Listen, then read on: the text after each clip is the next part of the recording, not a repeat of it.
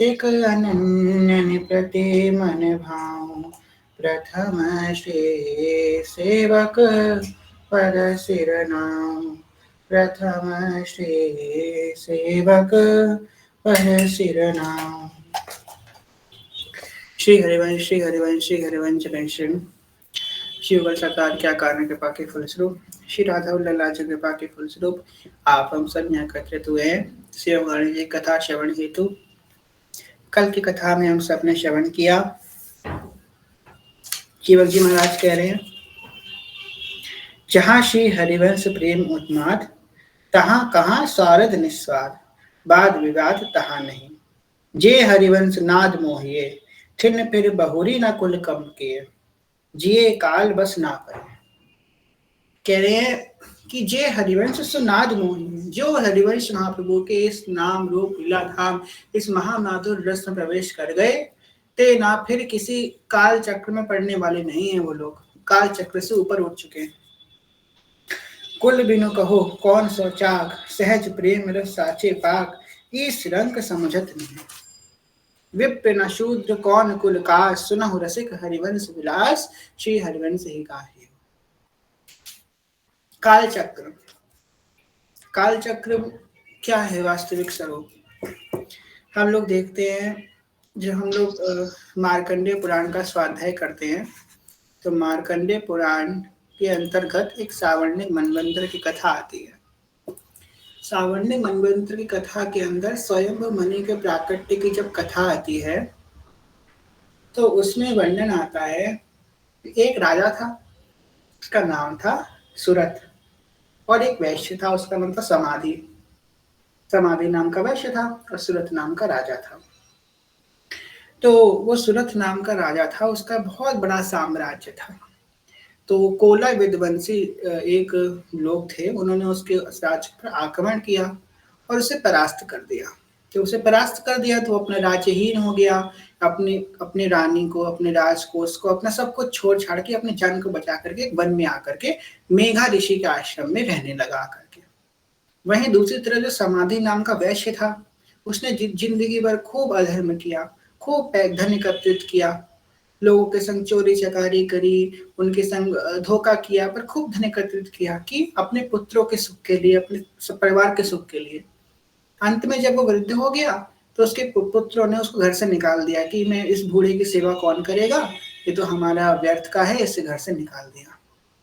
तो वो समाधि नाम का जो वैश्य था वो भी प्रारब्धवश या संयोगवश मेघा ऋषि के आश्रम में आकर के रहने लगा। अब मेघा ऋषि का जो आश्रम था वो बड़ा आश्चर्यमय था कि मेघा ऋषि के आश्रम में जब वो लोग गए तो देखा कि यहाँ पे हिरन और सिंह एक संग खेल रहे हैं।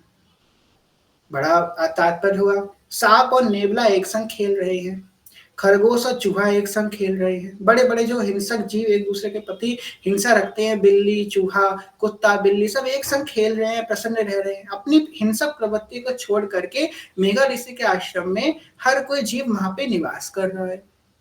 ये बात देख करके दोनों के मन में बड़ा विस्मय हुआ। दोनों ने एक दूसरे परस्पर वार्ता करी। उन्हें एक राजा ने पूछा कि भाई वैश्य तुम कहाँ से आए? तो बोले मैंने अपने परिवार के लिए धन एकत्रित किया, जिन्होंने मुझे निकाल दिया। राजा ने अपना वृत्तांत सुनाया। तो दोनों ही मोहग्रस्त होकर के मेघा ऋषि के शरण में गए। अब देखिए, जो हम लोग जीवन में हमारी कोई भी तकलीफ आती है, परिस्थिति खराब होती है, आप ये ना सोचे कि आपके पास बड़ा ऐश्वर्य है, बड़ा वैभव है, तो आप परिस्थितियों से खत्म हो जाए, आप हर परिस्थिति से जीत जाएंगे, हर चीज का विजय पा लेंगे। नहीं, विजय आप तभी पा पाएंगे जब आपके पास आध्यात्म होगा। आध्यात्म एक ऐसी शक्ति है जो बड़े से बड़ी विपत्तियों को बहुत छोटा बना सकती है। आध्यात्म में ऐसी शक्ति है। तो वो दोनों सुरथ और समाधि नाम के वैश्य, यद्यपि दोनों बड़े विद्वान थे, मेघा ऋषि के शरण में गए। मेघा ऋषि से बोले कि आप देखिए, मेरा राज्य छूट गया। ना मेरे राज में, ना मेरे पुत्रों ने मेरी सुध रखी, ना मेरी स्त्रियों ने मेरी सुध रखी, ना मेरे मंत्रियों ने मेरी सुध रखी। मैं कहाँ हूँ, जिंदा हूँ, मर गया, किसी को कोई मतलब नहीं है। यही इस वैश्य के संग भी हुआ। इसने जिंदगी भर पैसा इकट्ठा किया अपने पुत्रों के लिए, अंत में आज इसी को लोगों ने घर से बाहर निकाल दिया, और अब ये भी इसको भी कोई मन को कोई मतलब नहीं है। पर आप एक बात बताइए कि मेरे संग भी बड़ा अन्याय हुआ और इसके संग भी बड़ा अन्याय हुआ, परंतु हम दोनों का मन आज भी ऐसी अवस्था में भी अपने परिवार के लिए मोह में क्यों रह रहा है? हम अभी भी अपने परिवार की चिंता क्यों कर रहे हैं? ऐसा हमारा मन क्यों है? जबकि हमको इतना दुख मिला अपने परिवार से, फिर भी हम आज अपने परिवार के मोह में क्यों हैं? तो मेघा ऋषि ने इसका रहस्य बताया। मेघा ऋषि ने बताया कि आप लोग महामाया के प्रभाव में हैं। अब ये महामाया कौन है? विश्वामित्र राजा ने पूछा। तो महामाया वो है जो इस पूरे संसार को मुंह में डाले हुए हैं, वही के थ्रू ये काल चक्र संचालित हो रहा है। तो यहाँ पे उसी काल चक्र की बात करी जा रही है, जिनको विष्णु माया स्वरूपिणी कहा गया। एक बार की बात है, कौन से मनवंतर की बात है, मैं याद नहीं आ रहा। हाँ, तो अभी आपको बताएंगे सोच करके। तो उस मनवंतर की कथा में है कि भगवान विष्णु शेष शैया पे सो रहे थे। पूरी विश्व में प्रलय आ चुकी थी, जल प्रलय आ चुकी थी। भगवान विष्णु निद्रा में थे। भगवान विष्णु के कान के मैल से दो असुरों का प्राकट्य हुआ, मधु और कैटव। अब दोनों असुर ब्रह्मा जी नाभिका में विराजमान है, ब्रह्मा जी को मारने के लिए दौड़ पड़े। ब्रह्मा जी बड़े परेशान, अब ये यहाँ पे ये तो मार डालेंगे हमको। अब ब्रह्मा जी बड़े परेशान। तो ब्रह्मा जी ने सोचा कि भगवान विष्णु तो उठ नहीं रहे हैं, अब क्या किया जाए? तो ब्रह्मा जी ने क्या किया? योग निद्रा का स्तवन प्रारंभ किया। बहुत सुंदर स्तवन भी है, जिसको हम लोग कहते हैं देवी सूक्तम आता है, जिसको रात्रि सूक्तम बोलते हैं। उसमें कहा गया विष्णु माया सूक्तम स्वाहा तम स्वधा। आज हमने स्टेटस लगाया था व्हाट्सएप पे, आप लोग उस स्टेटस की लिरिक्स पढ़िएगा जा करके। वही वही स्तोत्र उसमें लिखा है, तम स्वाहा तम स्वधा, स्वाहा भी तुम्ही हो, स्वधा भी तुम्ही हो। अर्थ मात्रा, पूर्ण मात्रा एवं अर्थ मात्रा पूर्ण मात्रा के बीच में जो बिंदु मात्रा है वो भी तुम्ही हो। इस प्रकार ब्रह्मा जी ने पूरी स्तुति करी। स्तुति करने के बाद योग निद्रा प्रकट हुई। योग निद्रा ने प्रभाव से विष्णु भगवान को जागृत कर दिया। उसका मधु कैटव का वध हुआ। वो तो चलिए कभी फिर से कभी विस्तार से हम लोग कभी और चर्चा करेंगे उस कथा की। तो यहाँ पे इसी काल चक्र की बात है, जिस काल चक्र के मुंह में सुरत और समाधि नाम के राजा और वैश्य पड़े, जिस काल चक्र के मुंह में ये पूरे प्राणी पड़े। जब मेघा ऋषि ने, पता है, जब राजा ने पूछा कि ये काल चक्र क्या है, तो मेघा ऋषि ने बोला कि वो देखो, दिखाया कि एक पक्षी है, वो बड़े परिश्रम से एक दो चावल के दाने कहीं से बीन करके लाया, और खुद पेट उसका दर्द हो रहा है भूख से, पर खुद नहीं खाया, अपने बच्चे को खिला रहा है चावल का दाना। तो बोले देखो, ये इस पक्षी को देखो, ये है काल चक्र, ये है मोह, जो मोह में आकर के।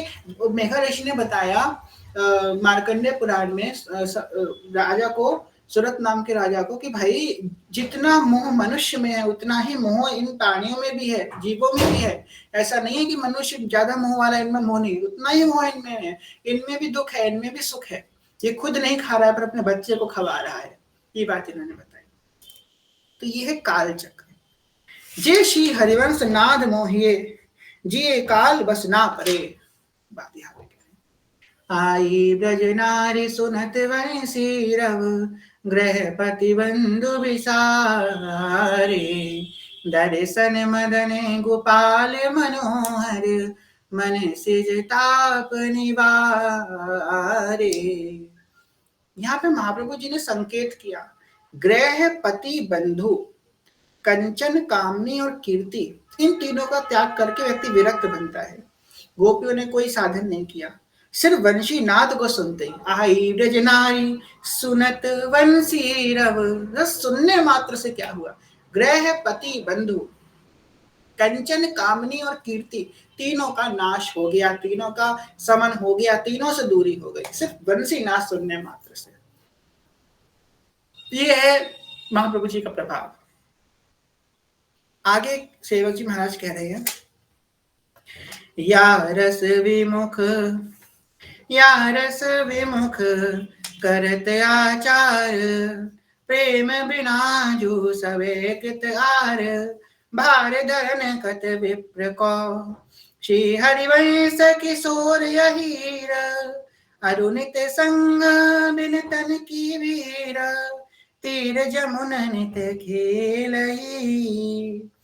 तिनकी दही जो झूठन खात, आचारी निज कहत कियात। बात कहे साची सदा, श्री हरिवंश कहत नित जास। सोनहु रसिका हरिवंश विलास, सोनहु हरिवंश विलास, श्री हरिवंश ही गाहियो, श्री हरिवंश ही गाहियो। बहुत सुंदर बात, ध्यान से सुनिएगा। क्या कह रहे सेवक जी? या रस विमुख करत आचार, प्रेम बिना जो सबे कृत आर, भाव धरन कर वृक्ष को। कह रहे हैं जिस हृदय में प्रेम भाव उत्पन्न नहीं हुआ, जिस हृदय में प्रेम रस उत्पन्न नहीं हुआ, वो दुनिया भर के आचार विचार को साधने में ही अपना पूरा जीवन निकाल डालेगा।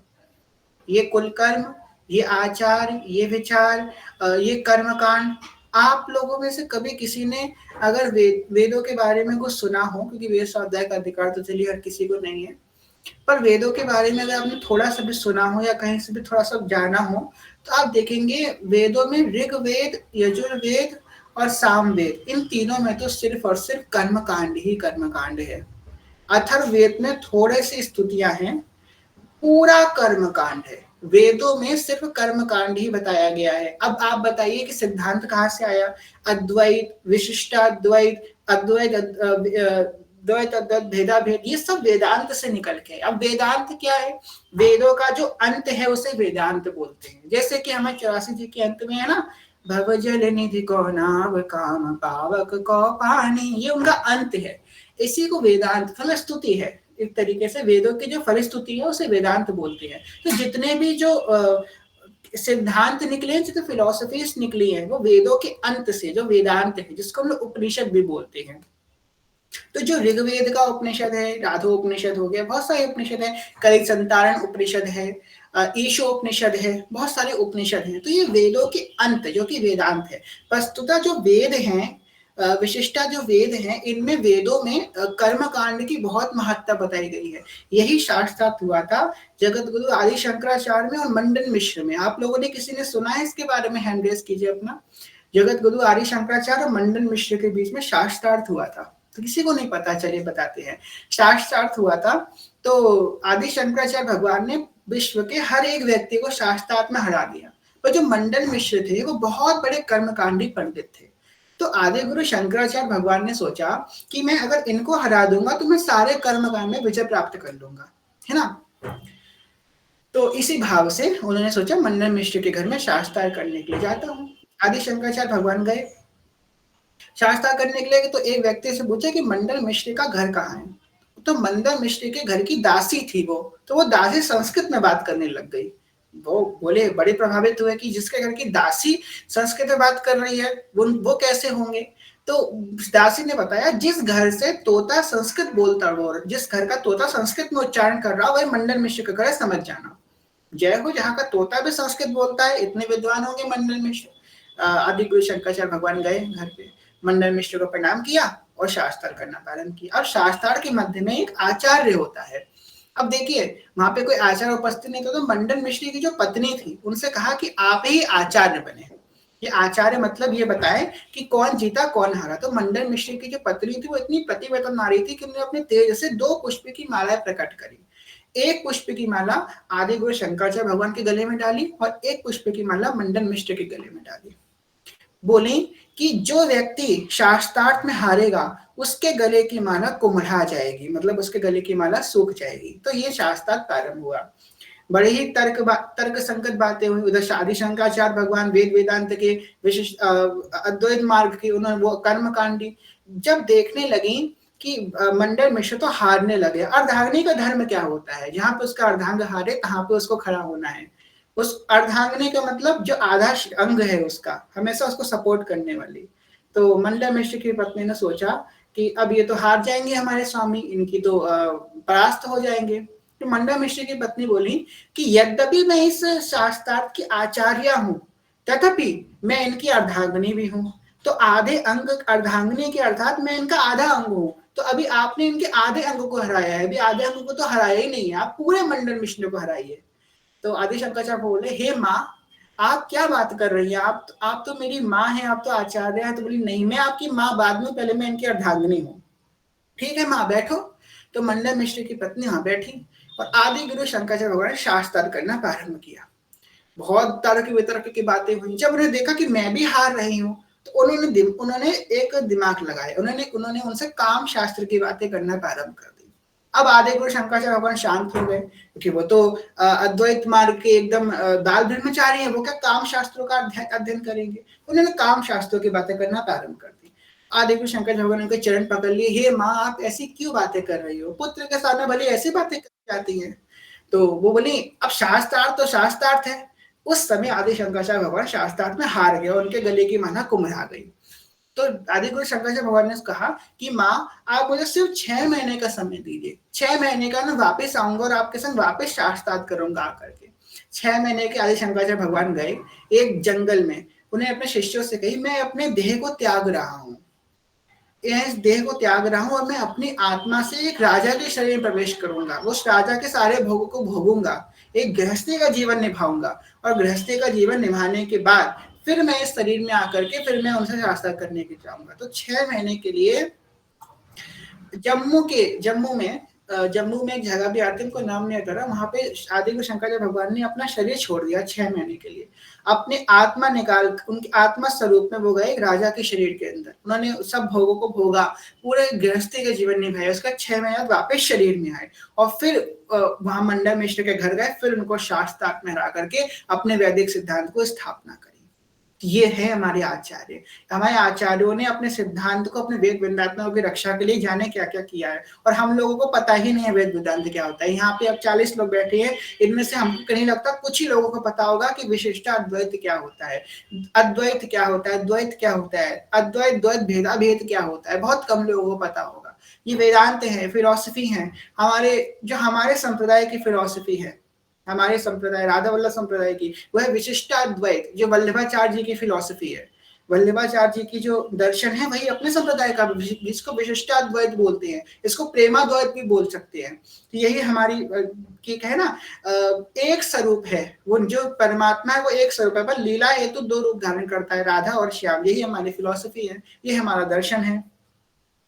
तो बात यहाँ पे हो रही थी कि जो वेद है, जितने भी वेद हैं वो कर्म कांड की प्रधानता रखते हैं, तथापि जो उनके वेदांत हैं वो सिद्धांतों की प्रधानता रखते हैं। यहाँ पे सेवक जी महाराज वर्णन कर रहे हैं कि जिस हृदय में प्रेम रस की भी उत्पत्ति नहीं हुई, वो इस कर्म कांड को ढाता ही रह जाएगा, अपने पूरा जीवन कर्म कांड को निभाने में ही निकाल देगा और प्रेम रस के कभी चख नहीं पाएगा, तो प्रेम रस में कभी प्रवेश नहीं कर पाएगा। कह रहे हैं भार धरत कर विप्र को, जो विप्र का भार है, जैसे कि एक तो होता है भक्त भक्ति करने, भगवान ने 4 प्रकार के भक्त बताए भगवत गीता में, हम सबने श्रवण किया ही होगा। भगवान कह रहे हैं कि एक जो जिज्ञासु होता है, जो जिज्ञासा करके आता है मेरी भक्ति में, एक होता है जो व्यक्ति जो है देखने आता है कि मतलब जब उसके दुख बहुत ज्यादा आ जाता है तब मेरे पास आता है, एक कुछ मांगने के लिए आता है, और एक होता है जो अपना धर्म समझ के, अपना कर्म समझ के मेरी पूजा करता है। वो भक्त, इन चारों मेरे प्रिय है। तो सबसे प्रिय मुझे वो भक्त है जो अपना धर्म समझ के मेरी भक्ति करता है। कि मैं भक्ति क्यों करता हूँ, नाम जप क्यों करता हूँ, कि मेरा काम है नाम जप करना, इसलिए नाम जप नहीं करता कि मुझे भगवान से कुछ चाहिए नहीं, वो तो मेरा काम है नाम जप करना। ये इतनी सूक्ष्म अवस्था है ना, बहुत सूक्ष्म है। सेवक जी महाराज आगे कहेंगे, स्वर्ग ना इच्छे नरक ना डरे, धरे धर्म हरिवंश। अब देखिए, स्वर्ग ना इच्छे नरक ना डरे, ये स्थिति तो सामान्य व्यक्ति में भी आ सकती है, पर उस व्यक्ति में स्थिति आना जो एक्चुअली में स्वर्ग नरक के बारे में जानता है वो विशेष है। अब कोई जानता ही नहीं है कि स्वर्ग क्या होता है, नरक क्या होता है, परम गति क्या होती है, अधोगति क्या होती है, और वो जो है अब छोड़ दे कि मैं परम गति अधोगति को छोड़ रहा हूँ। तुम्हें पता भी है परम गति क्या होती है जो तुम छोड़ रहे हो उसको, मैं तुम उसकी बात तो समझ के आओ। जैसे पंडित जी महाराज कहते हैं कि आजकल 10-15 साल के बच्चे हैं, वो कह रहे हैं हम संन्यास ले लेंगे, संसार को छोड़ देंगे। तो पंडित जी महाराज ने कहा तुम संसार जिया भी है, संसार को छोड़ दोगे, पहले जान दो संसार होता क्या है। अभी तो तुमने इसे कहते हैं थोता वैराग्य, हमारे पिता महाराज जी कहते हैं थोता वैराग्य, जो थोड़े समय के लिए आता है। वैराग्य आ गया, हम सब कुछ छोड़ देंगे, तुम संसार जिया भी है, तुम्हें पता भी है संसार क्या है, अभी तो पता नहीं है, अभी वैराग्य ले लेंगे, बाद में जब बड़े होंगे तब पता लगेगा अरे संसार में ये भी भोग है, फिर उधर आकर्षण होगा। इसलिए संसार त्यागना और वैराग्य लेना एक बहुत ऊंची स्थिति है, हर किसी के बस की बात नहीं है। यहाँ पे कह रहे हैं कि भार धर धर विप्र को, भार के समान अपने कुल कर्मों को करेगा, भार के समान कर्म कांड के कर्मों का अनुसरण करेगा, भार समझ के, अपने प्रेम वश नहीं करेगा, भार समझ के करेगा। आगे कह रहे हैं, श्री हरिवंश किशोर अहीर रुतिन संग बनितन की भीर तीर जमुन नित खेलही। आगे बहुत सुंदर बात कह रहे हैं, तिनहि दई जो झूठन खात आचारी निज कहत कियात बात यही साची सदा। आप एकादशी के बड़े व्रत वाले हो, बड़े व्रती हैं हम, श्री राधा वल्लभ लाल का दर्शन करने गए, प्रसाद मिला, नहीं भैया हमारा एकादशी का व्रत है, बड़े व्रती हो गए आप, प्रसाद ठुकरा दिया, पर जो किया ना अनंत अनंत आपने अपराध और पा लिया, आपने सत्कर्म तो नहीं किया, अपराध और पा लिया। क्यों? क्योंकि महाप्रसाद अगर हमारे सामने आए उसका तिरस्कार करना बहुत बड़ा अपराध होता है। हमारे व्यास जी कहते हैं, कोटि कोटि एकादशी महाप्रसाद को अंश व्यास ही प्रतीत है जिनके गुरु हरिवंश। कह रहे हैं कि जो विप्र है, जो ब्राह्मण है, सेवक जी महाराज कह रहे हैं, जो ब्राह्मण अपने ब्राह्मण तत्व में जी रहे हैं कि मैं बड़ा ब्राह्मण हूँ, बड़ा कुल कर्मी हूँ, बड़ा आचारी हूँ, और एक तरफ तो तुम अपने आप को बड़ा आचारी बता रहे हो, और दूसरी तरफ श्री हरिवंश के जो किशोर अहीर हैं, श्री प्रिया प्रीतम सरकार, श्री ठाकुर जी जो अहीर कुल में जन्म लिए हैं, श्री प्रिया जी जिन्होंने अहीर कुल में जन्म लिया है, उनका चंदन में तुम कैसे खप्पी लेते हो उनकी झूठन तुम कैसे खा लेते हो? वो तो अहीर कुल में जन्म लिए है ना। जब तुम मनुष्य का कुल देख रहे तो भगवान का कुल क्यों नहीं देख रहे तुम? तो अहीर है, तो तुम उनकी झूठन कैसे पाले रहे हो? कह रहे श्री हरिवंश किशोर अहीर तिन तन संगत बनितन की भीड़ तीर जमुन जिन खेले। ये जमुना के तीर कीड़ा करते हैं, सहचरियों के मध्य में युगल स्वरूप प्रिया प्रीतम सरकार विराजमान है, वो भी तो अहीर हैं। तिनकी दई जो झूठन खात, उनकी झूठन तुम कैसे खा ले रहे हो? आचारी ने जो कहत किया, और तो अपने आप को बड़ा आचारी बता रहे हो, बड़ा आचारी हूँ, बड़े आचार विचार का पालन करता हूँ, बात यह साची सदा। अब इसका मुझे उत्तर दो। श्री हरिवंश कहत निज जास सुनहु रसिक हरिवंश विलास श्री हरिवंश ही गाही हो। तिनकी दई जो झूठन खात आचार्य कहत के साथ बात है साची सदा श्री हरिवंश कहत रहे जास। इसलिए कह रहे हैं ये कौड़ी के समान व्यभिचारों को छोड़ करके, आचार विचारों को छोड़ करके सिर्फ विशुद्ध प्रिया भक्ति में स्थित हो जाओ, यही तुमको प्रिय प्रीतम की प्राप्ति करा पाएगा। प्रेम ते प्रकट हो ही में जाना। योगी जिनको ढूंढते हैं समाधि में, जिन आत्मस्वरूप ज्योति को, उस उनकी एक छटा को ढूंढते हैं ज्योति। जब योगी जब योग लगाते हैं, अपनी कुंडली जागरण करते हैं, तब क्या होता है, उनको एक परम ज्योति का दर्शन होता है। और वो ज्योति क्या है? श्री प्रिया जी के नख चंद्र से निकली एक छटा है वो ज्योति। और हम तो नख सिख प्रिया जनावे, नख से लेकर के सिख तक श्री प्रिया प्रीतम का दर्शन कर रहे हैं। ये है हरिवंश प्रताप। जैसे हरिवंश प्रताप रूप गुण बल भय श्याम उजागर। ये प्रिया प्रीतम सरकार हरिवंश प्रताप से हमको उजागर हो रहे हैं, हमको दिखाई पड़ रहे हैं। ये है आचार्य का प्रताप, ये है राधा नाम की शक्ति, वृंदावन की रज का प्रभाव, रसिकों के झूठन का प्रभाव। अब जैसे कि हम लोग देखते हैं 7 चक्र होते हैं, उसमें 3 ग्रंथि लगी होती हैं। कौन जानता है? अपना हैंड रेस कीजिएगा। कोई जानता है इस बारे में? आज ने बताया था कुछ लोगों को। 3 ग्रंथि होती है। मूलाधार चक्र में होती है ब्रह्म ग्रंथि, उसके ऊपर होती है विष्णु ग्रंथि, और सबसे ऊपर जो चक्र होता है उसमें होती है रुद्र ग्रंथि। तो सबसे पहले किस ग्रंथि का भेदन होता है? जब वो होता है कुंडलिनी जागरण होता है, सबसे पहले ब्रह्म ग्रंथि का भेदन होता है। ब्रह्म ग्रंथि का भेदन कर लिया किसी व्यक्ति ने, आज हम साधना में यहाँ पे बता भी रहे थे, अगर किसी व्यक्ति ने कुंडलिनी जागरण करने गया, ये सब बातें बड़ी आसान नहीं होती। आजकल तो लोग कहीं से सुन लिया, चले गए अपने कुंडली जागरण करने के लिए, आसन लगाने लग गए। ऐसी कोई खेल की बातें नहीं है।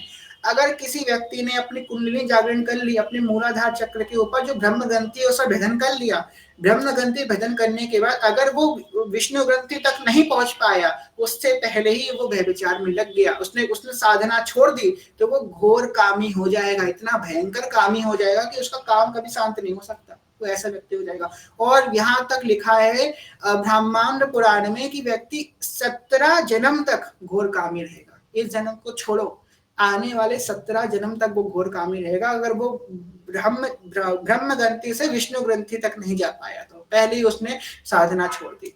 चलो ठीक है, कोई व्यक्ति ब्रह्म ग्रंथि तक पहुंच गया, उसके बाद विष्णु ग्रंथि भी भेदन कर लिया, मतलब विष्णु ग्रंथि के बाद रुद्र ग्रंथि तक नहीं पहुंच पाया, तो वो आने वाले 21 जन्म तक घोर लोभी व्यक्ति रहेगा, हमेशा धन का लोभ करता रह जाएगा। 21 जन्म तक सोचो कितनी बड़ी गति खराब हो जाएगी अगर एक गलती हो गई कुंडली जागरण में।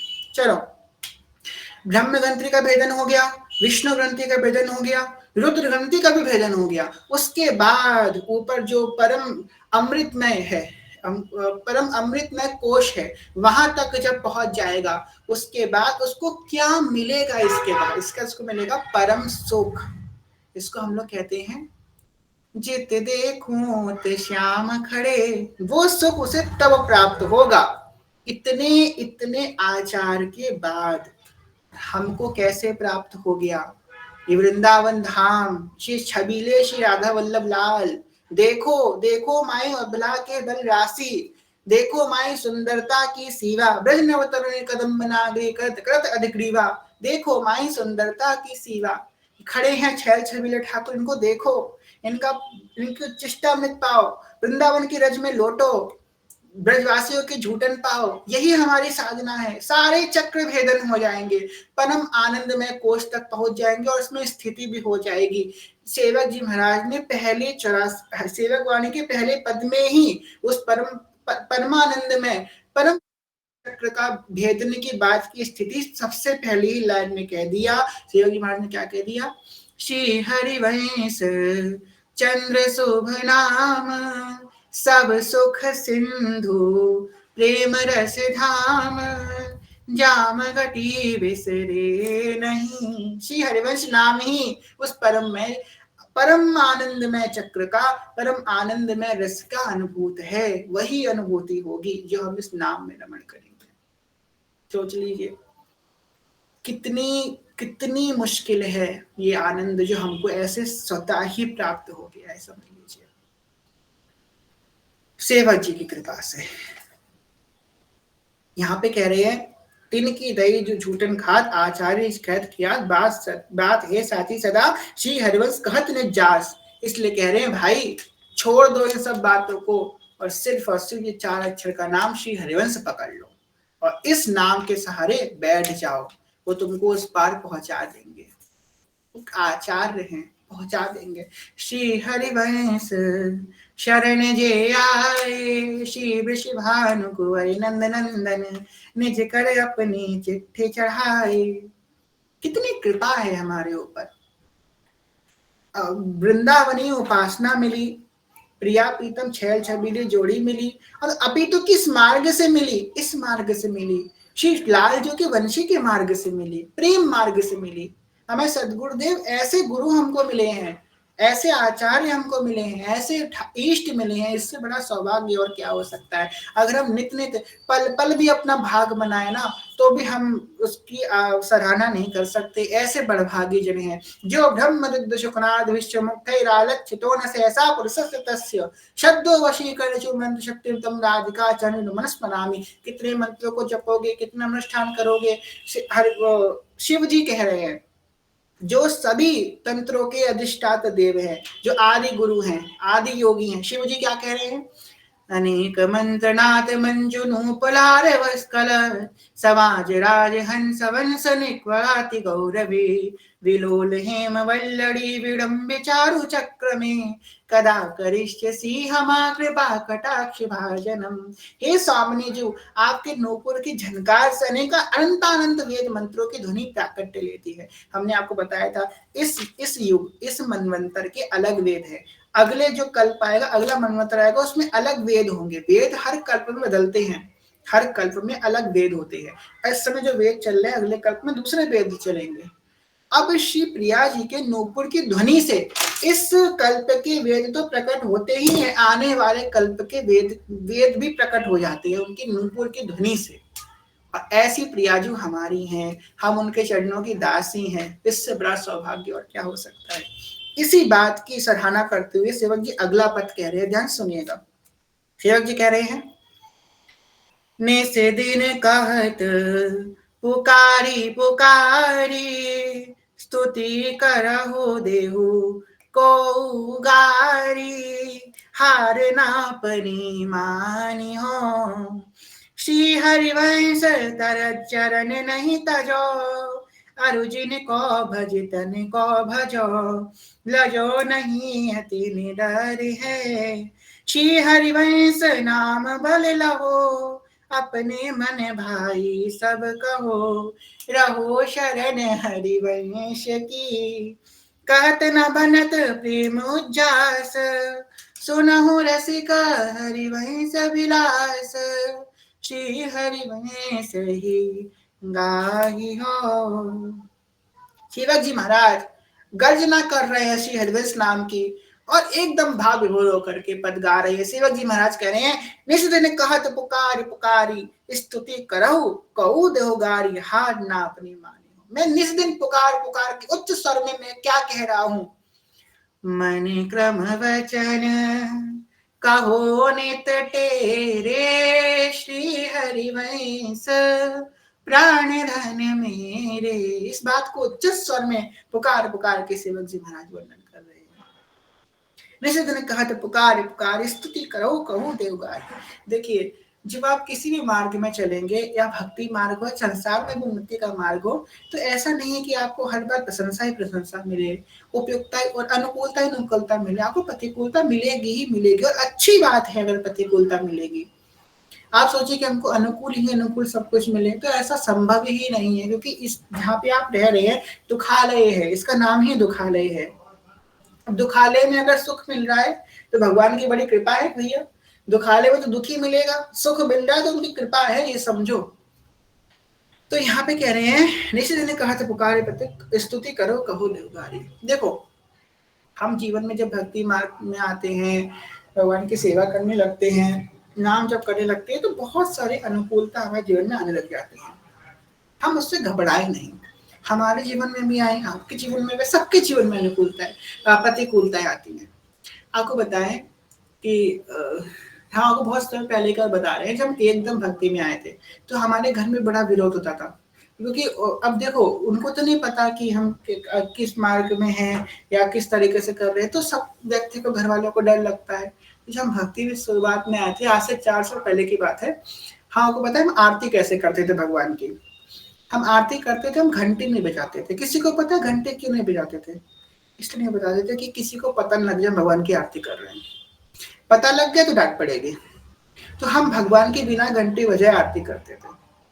फिर हम भगवान का जो दीपक होता है उसमें बिल्कुल थोड़ा सा घी डालते थे, बहुत थोड़ा सा घी। क्यों डालते थे घी? कि ज्यादा देर दीपक ना जले, दीपक जले हुए किसी ने देख लिया तो डांट पड़ेगी, देखो दीपक जल रहा है मतलब आरती हुई है। इतना छुपा छुपा के हम आरती करते थे। दीपक की बत्ती ध्यान से, कहीं दीपक की बत्ती ना दिख जाए, धूप बत्ती के नीचे का वो बची हुई धूप बत्ती ना दिख जाए, धूप बत्ती की ऐश ना दिख जाए। कितना कितना बचा बचा के हमने किया है। हम आप लोगों से ये इसलिए बता रहे हैं कि आप लोग घबराए नहीं, अगर आपके जीवन में थोड़ी प्रतिकूलता आ रही है। हर किसी के जीवन में प्रतिकूलता आती है, और प्रतिकूलता उसी के जीवन में भगवान देते हैं जिसको भगवान कुछ बड़ा देना चाहते हैं। तो आपको वो टेस्ट करते हैं कि हमको ये वो बात संभाल पाएगा, जो मेरी कृपा को संभाल पाएगा कि नहीं संभाल पाएगा। हमने बहुत प्रतिकूलता सही है। हम जब नाम जप करते तो मैं घर वालों को बहुत डर लगता था, कहीं कुछ छोड़ छाड़ के ना चला जाए। तो हम पता कैसे नाम जप करते थे, रात का 12 बज जाता था, सब लोग सो जाते थे, उसके बाद हम नाम जप करना प्रारंभ करते थे। 1-2 दिन तो हमने क्या किया, सब लोग सो गए, धीमे से माला उठाई, हरे कृष्ण कृष्ण कृष्ण हरे हरे, हरे राम राम राम हरे हरे चालू किया। एक दिन क्या हो, मम्मी रात में सो के उठी, बाथरूम की ओर देख लिया हमको नाम जप करते हुए, बस फिर तो बड़ी दिक्कत हो गई, अब तो नाम जप नहीं कर सकते। फिर हमने क्या अपनाया, हम रात में लेट जाते थे, मतलब एक्टिंग कर रहे हैं, हमारी आंखें बंद हैं, हम पूरी एक्टिंग कर रहे हैं, हम सो रहे हैं, और हम उंगलियों में गिनते थे एक मतलब उंगलियों में ऐसा गिनते नहीं, काउंटिंग करते हैं उंगलियों पे, एक बार श्री हरे कृष्ण कृष्ण कृष्ण हरे राम राम राम हरे हरे। हम 16 माला उंगली पे काउंट करके करते थे रोज, सिर्फ उंगली पे काउंट कर करके। सोचो कितना मुश्किल होता था। एक अगर एक मन का चला गया तो पूरी माला शुरू से करनी पड़ती थी, उंगली पे काउंट। और वो भी ऐसा नहीं कि बैठ कर कॉपी पेन से करते थे, सिर्फ उंगली पे काउंट करके सोए सोए आंखें बंद करके, कोई देख ना ले, होठ भी नहीं हिला सकते। मम्मी बगल में सो रही है, कहीं गलती से हरे निकल गया मुंह से, बस दिक्कत हो गई। तो भैया बहुत दिक्कतें हमने भी सही है, आपको भी सहनी पड़ेंगी। और सहो सहो, क्यों नहीं सहोगे, भगवान से मांगो आपकी हमको प्रतिकूलता मिले। प्रतिकूलता मिलेगी तभी तो और आनंद आएगा भक्ति करने का। आपको पता है जो आनंद दिखा के करने में, वो छुपा के करने में, जो आनंद छुपा के करने में, वो दिखा के करने में नहीं है। आप देखो, आपको जो सब एकदम सब दिखा दिखा करोगे ना, अच्छा तो लगता है, पर वो आनंद को छिपाओगे, नाम को छिपाओगे, अपने तिलक को छिपाओगे, कंठी को छिपाओगे, अपने भाव को छिपाओगे। कहीं गलती से मेरा भाव ना किसी के सामने निकल जाए, कहीं किसी को पता ना लग जाए कि मैं भक्त हूँ, फिर कुछ छुपा छुपा के करोगे तो बस फिर देखना आपके कैसे प्रेम आगे बढ़ता है। प्रेम को हमेशा छिपा छुपा के करिएगा, हमेशा छिपा छुपा के, किसी को पता ना लग जाए। अरे ये अच्छा, ये भगत जी हैं, किसी को पता ना लगे कि आप भक्त हो। अच्छा ये तिलक, अरे हम तो ढोंगी व्यक्ति हैं, सुन लिया, तिलक लगाना चालू कर दिया। हमें आचरण बहुत खराब है, सोचना मत, ये मत सोचना कि हम तिलक लगाने अच्छे। अरे भैया ऐसे ही हमने तिलक लगा लिया है, तिलक पे मत जाना मेरे। अरे कंठी ये तो हमने फैशन में पहनी है, हमने आपको बताया, हमने तो यही कही थी। हम स्कूल जाते थे तो हमसे लोग पूछते थे क्या, हमने कि हमने फैशन में पहनी है, आजकल फैशन चल रहा है ना इसका, फैशन में पहनी है। तो कई लोग तो जाने कितने सालों तक ये सोचते रहे कि हम फैशन में पहने हैं। कोई कहे कंठी के पहनी, अरे फैशन है, फैशन में पहनी है। तिलक क्यों लगाए हो, तिलक भी फैशन। अरे आजकल जो है ना, जो फैशन चल रहा है तिलक लगाने का, को तिलक, हमने भी तिलक लगा लिया। या फिर ऐसा बोल दो, पूजा करी तो तिलक लगा लिया। किसी को मत बताओ कि आप भक्त हो, अपनी प्रकाशित होने ही ना दो, कोई पता ही नहीं लगा पाए कि आप भक्त हो। ऐसा भक्ति आप करोगे जिस दिन, उस दिन आपकी भक्ति पुष्ट हो जाएगी। और हम लोग की वस्तुतः हैबिट क्या होती है कि हमने एक माला कर ली, हमको अगर एक स्वप्न आ गया श्री जी का, तो वो हम इतना गाएंगे, इतना गाएंगे कि संसार में कोई व्यक्ति बचे ना, उसे पता लग जाए, हर एक व्यक्ति को पता लग जाए कि ये अमुक व्यक्ति माला करके उठा है, आज इसको श्री जी का अनुभव हुआ है, आज इसको जो है दर्शन हुआ है श्री जी का। हम हर किसी को गाएंगे, और जब तक गाएंगे तब तक मन में कुलकुली मची रहेगी, चूहे कूदते रहेंगे पेट में, बता दो, अरे ये तो ऐसी है, ये तो अपने इसके सामने बता दो, इसको क्या बताने में जा रहा है, ये तो भक्त है, बता दो बता दो बता दो, मन कहेगा। अरे भाई कोई नहीं बताने योग्य है, किसी को ना बताओ। ज्यादा हितैषी बन रहे ना, ठाकुर जी को बैठाओ सामने, ठाकुर जी को बताओ, वो सुनते हैं आपको, वो सुनना चाहते हैं, बताएंगे नहीं हम। आगे क्या कह रहे हैं।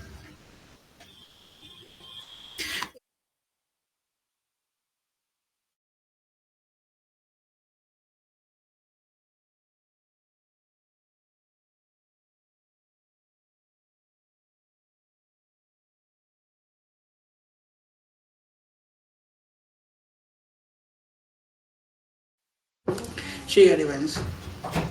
हाँ लगता है माया देवी आ गई थी, क्षमा कीजिए। हाँ जी जी।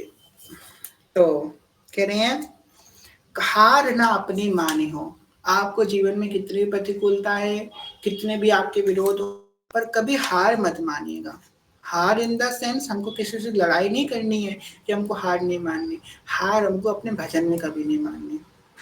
श्री कृष्ण चैतन्य महाप्रभु ने कितना सुंदर उपाय बताया। जब मुगलों का, मलिच्छों का राज था, इतना इतना स्थिति आगे की पहुंच चुकी थी मुगलों के राज में कि अगर कोई व्यक्ति जनेऊ पहने तो उसका गला कट जाता था, हरि नाम नहीं बोल सकता था।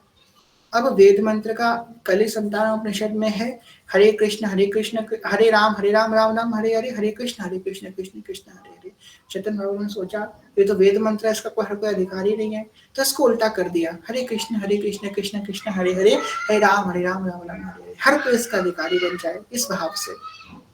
और उन्होंने नाम का साधन निकाला, हमारे महापुरुषों ने, हमारे आचार्य ने नाम का साधन निकाला। तुम सेवा नहीं हो रही, कोई बात नहीं, तुम उस सब नहीं कर पा रहे, कोई बात नहीं, बस तुम नाम जप करो श्री जी का। नाम बड़ा इंपॉर्टेंट है, सबसे शुद्ध साधन इस समय नाम है, सबसे शुद्ध साधन। आप बताओ, हम तो कह रहे हैं कि मंत्र भी गलत हो सकते हैं, अब आचार परंपरा से कितनी लंबी परंपरा आ रही है, हम अपनी परंपरा की बात नहीं कर रहे हैं, कोई बुरा मत मानना, हम और सब जगह की बात कर रहे हैं कि इतनी लंबी परंपरा आ रही है, क्या पता एक दो अक्षर एक दो मात्रा इधर उधर हो गए हो, आपको पता है, हो सकता है एक दो मात्रा हो गई हो, एक दो अक्षर हो गए हो, ला आ भी हो गया, कुछ भी हो सकता है, पर नाम तो वही शुद्ध है। जो नाम अनादि काल से आ रहा था वो नाम आज ही है। राधा है तो राधा ही है, राधाम राधा ही नहीं हुआ, राधा राधा ही रहा। हरिवंश हरिवंशी ही है, आगे भी हरिवंशी ही रहेगा, इसमें आओ कुछ ऐड नहीं होने वाला। इतना तभी तो कहते हैं कलयुग केवल नाम आधारा, सबसे शुद्ध साधन नाम ही है इस कलयुग में, और कोई साधन नहीं है शुद्ध। कह रहे हैं निश्चित दिन कहत पुकारे पुकारे स्तुति करो कहू दो गारी। अगर कोई आपकी स्तुति करे चाहे कोई गाली दे, कोई स्तुति करे तो ये मैं सोचते ना अब मैं भक्त हो गया, अब मुझे भजन करने की आवश्यकता नहीं है। अरे ये लोग तो मेरी स्तुति कर रहे हैं तो मुझे प्रणाम कर रहे हैं, अब मैं क्या करूं भजन करके, मैं तो संत बन गया। नहीं, कहू दो गारी। और अगर कोई गारी भी आपको दे तो ये भी मत सोचना अरे मैं तो इतनी भजन करता हूँ, लोग मुझे गाली दे रहे हैं, मैं भजन नहीं करूंगा, छोड़ दूंगा भजन करना। नहीं, चाहे कोई स्तुति करे चाहे कोई गाली दे, लाभ लाभी लाभ लाभो जया जयो, दुख सुख के समय कृत लाभ लाभो जय। भगवान कह रहे हैं दूसरे अध्याय में कि दुख सुख लाभ हानि जय पराजय में समान रहो। स्तुति करो कौ दो गारी, हार ना अपने मानी हो। आगे कह रहे हैं श्री हरिवंश चरण नहीं तजो, अरु जिनको भजतन को भजो, लहो नहीं अति निडर है। कह रहे हैं श्री हरिवंश के चरणों को कभी मत तजो, चाहे कुछ भी हो जाए, पर ये गोरे चावल चटना मंद को कभी मत तजो, श्री हरिवंश के चरण को कभी मत तजो।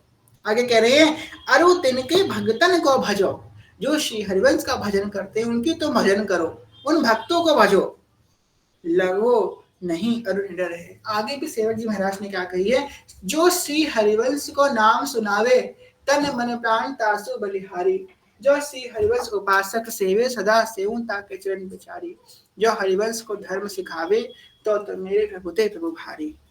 और सेवक जी महाराज फिर एक बार कह रहे हैं सेवक तिन दासन को दास जस बरनो, हरिवंश विलास श्री हरिवंश ही गाही हो। जो श्री हरिवंश के दास हैं मैं उनका दास बन जाऊं, बस इतनी हमको प्रयास करना है करने का। श्री हरिवंश शरण नहीं तजो, अरु तिनको भगतन को भजो। ये बात सेवक जी महाराज कह रहे हैं, आज्ञा कर रहे हैं, जो श्री हरिवंश का भजन करते हैं उनके चरणों का भजन तुम करना बस चालू कर दो। लजो नहीं अति निडर है, और निडर होकर के हरिवंश भरोसे भय निडर, और नित्य गर्जत हरिवंश बल। हमारे आचार सामर्थ्यशाली है, हमारे गुरु सामर्थ्यशाली है, हमारा मंत्र सामर्थ्यशाली है, ये हरिवंश नाम सामर्थ्यशाली है, हमारा धाम ये रज रानी ये रस रानी सब सामर्थ्यशाली है, इनके बल पे रहो। मेरे बल श्री वृंदावन नानी, जाके कृपा में छोड़ दई लोक वेद कुल मानी, मेरे बल श्री वृंदावन रानी, हार ना अपनी मानी हो, लजो नहीं अति निडर है। निडर होकर के किसी भी चीज में झुको मत कि मैं अपना भजन छोड़ दूंगा। और भजन तो आंतरिक वस्तु है, आपके जीवन में कितनी प्रतिकूलता आ रही है। एक बात बताओ, सब यहाँ बैठे हैं, सब जानते हैं इस बात को, जब हमारे अंदर काम का चिंतन होता है तो हम किसी को बताते हैं कि हम अंदर से काम का चिंतन कर रहे हैं। सामने इतनी अच्छी एक्टिंग करेंगे किसी को पता भी नहीं ले देंगे कि हम अंदर से काम का चिंतन कर रहे हैं, इतना शुद्ध करेंगे, हमारे हाव भाव से भी पता ना लग जाए किसी को। ऐसा भजन कर सकते हैं कि नहीं कर सकते, नाम का चिंतन कर सकते हैं कि नहीं कर सकते हैं। बैठे बैठे श्री हरिवंश अंदर अंदर अंदर करो, किसी को पता नहीं लगे आप भजन कर रहे हो। ऐसा व्यक्ति महात्मा बन सकता है, और ऐसी प्रतिकूल अवस्था में रह करके भजन करने वाला भगवान को अत्यंत प्रिय है। भगवान ने विभीषण जी से कहा तुम सरी के भक्त प्रिय मोरे, जो अलंकापुरी में रह करके भक्ति कर रहे हैं वो मुझे अत्यंत प्रिय है। अंदर से भजन करें, किसी को दिखाने की आवश्यकता नहीं है। आप 100 माला कर लो, 200 माला कर लो, अंदर से करो। अगर देखो अगर अनुकूलता है अच्छी बात है, माला पे करो, गिन करके करो, पर अगर बहुत प्रतिकूलता है, अगर आपको विरोध हो रहा है भजन का, आपका मन खराब हो रहा है, सबसे अच्छी बात है आप अंदर ही अंदर भजन करो, किसी को पता ही मत लगने दो कि आप भजन भी करते हो। थोड़े से 84 जी के पद याद कर लो, ब्याहुला के पद याद कर लो, ब्याहुला का सबसे अच्छी रस में तो ब्याहुला है, ब्यावला तो सबको याद होना ही होना चाहिए। किसको किसको ब्यावला याद है? चलो अपने हैंड रेस करो यहाँ पे, तो ब्यावला के पद याद है। चलिए चलिए कीजिए, एक ही दो याद हो तब भी कीजिए, कुछ तो याद होगा ना ब्यावला का। लाडू जी था वो चल रहो जी सुहाग, इतना तो याद ही होगा ना हर किसी को। 9-10 लोगों को याद है, 11 लोगों को। चलिए नहीं आते तो याद कीजिए ब्याहुला के पद को, और ब्याहुला का पद बड़ा आनंद नहीं है। चालू कर दो, देखो हम तो यहाँ से चालू करते हैं, हम आपको पता है हम कैसे गाते हैं। सखियन के उर ऐसी आई, ब्याह विनोद रचे सुखदाई, यही बात सबके मन भाई, आनंद मोद बढ़ो अधिकाई। हाँ हाँ बढ़ो आनंद मोद सबके महाप्रेम, सुमोद सबके महाप्रेम, सुरंग रंगी और कछु न सुहाय, तिनको जुगल सेवा सुख पगी। अब यहाँ से हमने छोड़ा, अब हम भूल गए दूसरा पद क्या था, तो हमने चालू कर दिया। श्री वृंदावन धाम रसिक मन मोहिनी, दुल्हा दुल्हन ब्याह सहजता सोहिनी। अब जो आप लोगों को याद है, एरी हाँ एरी हाँ, दुल्हा दुल्हन ब्याह सहजता सोहिनी।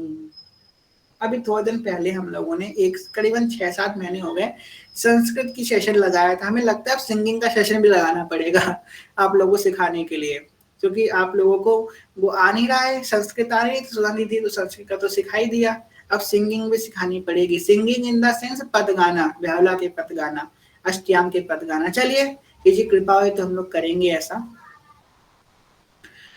अच्छा ठीक है, तो यहाँ पे बात चल रही थी कि लहो निडर है, लहो नहीं अति निडर है, निडर होकर के हरिवंश नाथ को विमोहो, नाम को जपो, वाणी को हमेशा अपने संग रखो, और इस भाव को हमेशा याद रखो। नाम वाणी सदा हमको प्यारी रहे, हम उन्हीं के रहे वो हमारी रहे। नाम वाणी सदा हमको प्यारी रहे, हम उन्हीं के रहे वो हमारी रहे। नाम वाणी सदा हमको प्यारी रहे। अपने वाणियों को ऐसे नहीं रखना चाहिए, जैसे तो आप लोग जानते ही हो, ऐसे नहीं कि ग्रंथि रखी है, नहीं, एक पीला कपड़ा होना चाहिए। आप अगर केली कुंज से हैं तो केली कुंज में आप देखो, हम केली कुंज से इसलिए हमने बोला क्योंकि अपने यहाँ पीला रखा जाता है, और जो गोस्वामी परिक्रमा लाल रखा जाता है, तो पीला कपड़ा होना चाहिए, सब स्वच्छ, उसमें आप अपनी ग्रंथियों को रखें, उसके ऊपर फिर तिलक रचना करें, राधा वल्लभी तिलक लगाए, उसके बाद स्वच्छ जगह पे जब आरती घुमाए तो उन वाणियों को भी आरती घुमाए, अपनी झोली माला को भी आरती घुमाए, वो भी पूजनीय है, वो सखी स्वरूप है। आगे कह रहे हैं, श्री हरिवंश नाम बल लहो, अपने मन भाई सब कहो, रहो शरण हरिवंश की, कहत न बनत प्रेम जास, सुनहु रसिक हरिवंश विलास, श्री हरिवंश ही गाई हो। जब आपने पीला कपड़ा बिछाया, पीले कपड़े के अंदर वाणी रखी, और उसके ऊपर जब ढक दिया, उसके ऊपर तिलक लगा दिया, छोटा सा यू शेप, एक बिंदी, चंदन से लगा दें या रोली से लगा दें, ऐसी आपकी इच्छा हो, हर कोई करे, जिनके पास वाणी है। दीक्षा की वो बात नहीं है, वाणियों को तो आदर करना ही है ना, जैसे भी आपका हो। हम तो इतने बेवकूफ थे, हमने झोली पे तिलक लगा दिया था, हमें पीली वाली झोली ना, पीली झोली पे तिलक लगा दिया था। फिर हम जब केली को गए तो बोले ये क्या है, तो हमने क्या तिलक लगा लिया, बोले झोली पे तो ना लगा जाता है, वाणी पे लगाओ। तो हमने कहा ठीक है क्षमा कीजिएगा, तो फिर हमने साफ किया उसको। तो हम तो ज्यादा ही कुछ ओवर हो गए थे, पर हाँ वाणी पे लगाई है। तो कह रहे हैं, श्री हरिवंश नाम बल लहो, अपने मन भाई सब कहो, रहो शरण हरिवंश की। कह रहे हैं कि श्री हरिवंश नाम के बल पे रहो, और कह रहे अपने मन भाई सबको, हे भाई मैं अपने मन की बात कह रहा हूँ। सेवक जी कह रहे हैं हे भाई मैं अपने मन की बात कह रहा हूँ कि तुम श्री हरिवंश नाम लेने लग जाओ। श्री हरिवंश नाम बल रहो, रहो शरण हरिवंश की, श्री हरिवंश के कोमल शरण में रहो, उनके चरण में रहो, यही तुम्हारा पूर्ण शांतिमय प्रेममय आनंदमय है। शीतलता तुम्हारे मन को यही मिलेगी। ये महाप्रभु जी के गोरे चरणार बंदी के शरण तुम ग्रहण कर लो, उनके छाव में रहने लग जाओ।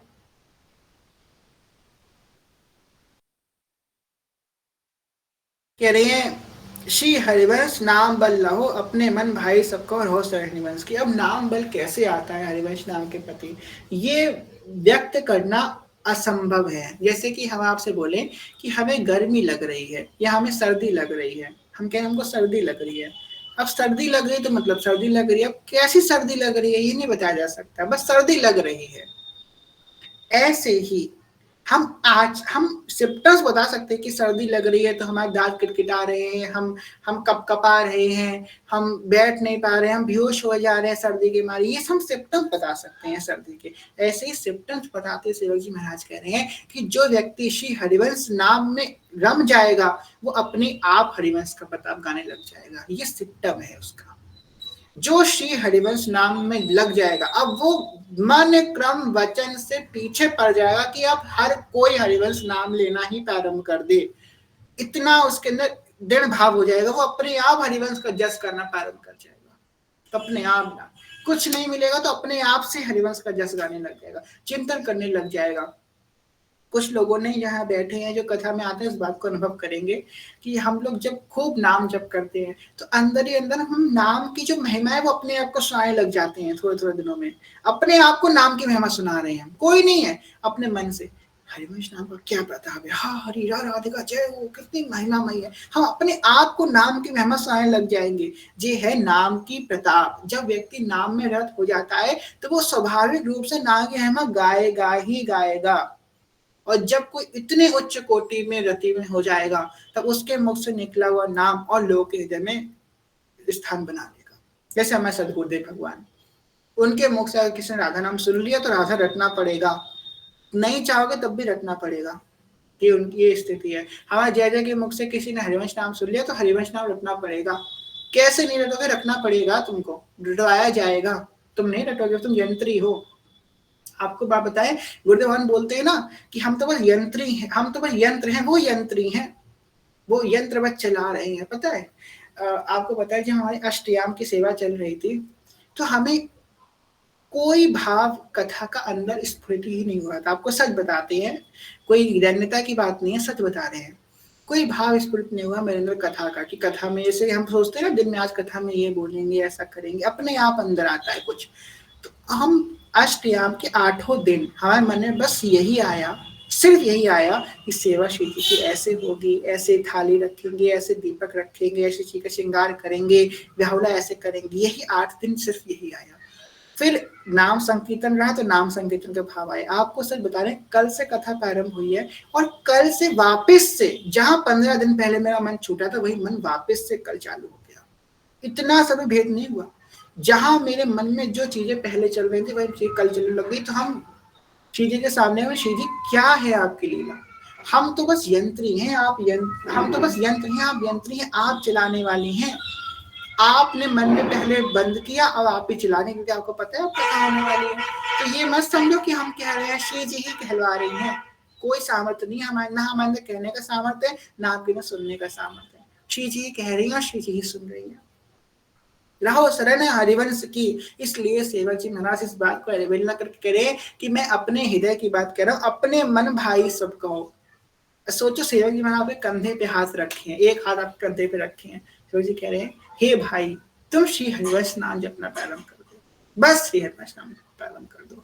सेवक जी महाराज आपसे ऐसे कह रहे हैं, मैं अपने मन की बात कह रहा हूँ भाई, अपने दिल की बात कह रहा हूँ, बस तुम श्री हरिवंश नाम जपना प्रारंभ, रहो शरण हरिवंश की और श्री हरिवंश की शरण में चले जाओ।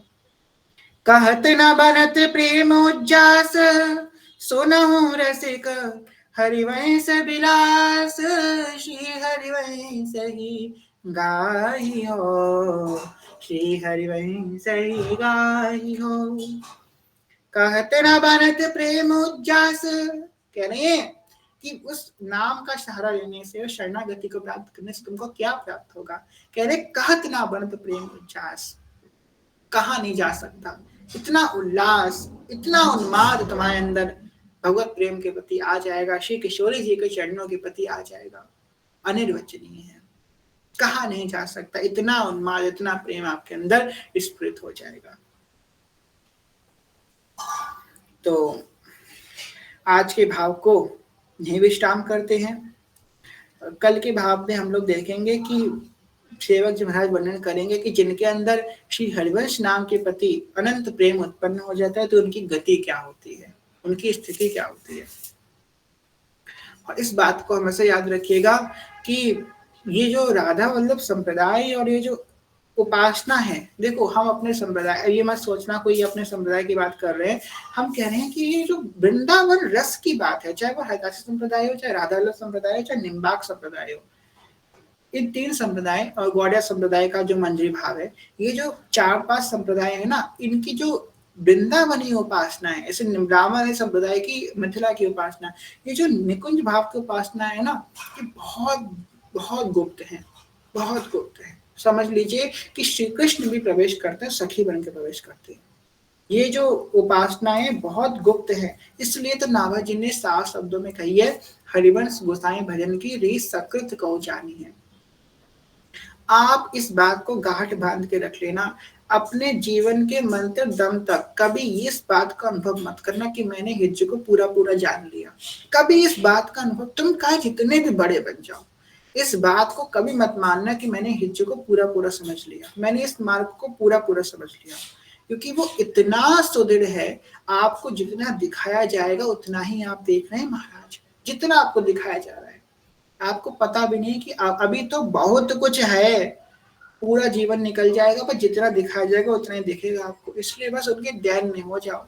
अभी आपको बहुत कम दिखाया गया है, पर अगर आप उनके शरण में चले जाओगे तो वो दिखाएंगे नहीं, अपनी जगह पे खड़ा कर देंगे। हमने आप लोगों को क्या बोला था पिछली कथा में, आप लोगों को याद होगा,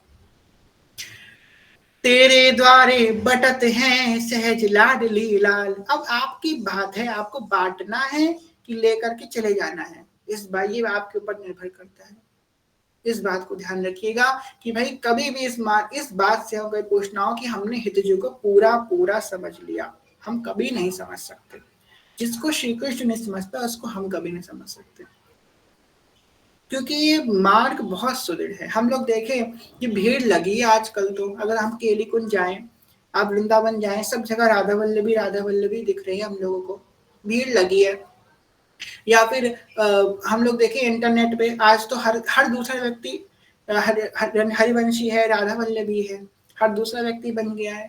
तो कि आपको ऐसा लगता है कि बड़ी कृपा है भाई, अब तो हर कोई वो बन गया, पर यहाँ पे तो भाई 2 संतों की बात का खंडन हो गया, प्रियादास जी का, नाभा जी का। नाभा जी तो कह रहे हैं हरिवंश गोसाई भजन की रीत सकृत को चाहिए, और प्रियादास जी तो यहाँ तक कह दिया, हितजू की रीत को लाखन में जाने राधा ही प्रधान माने, पाछे कृष्ण जानी है। ये तो कह दिया प्रियादास जी ने।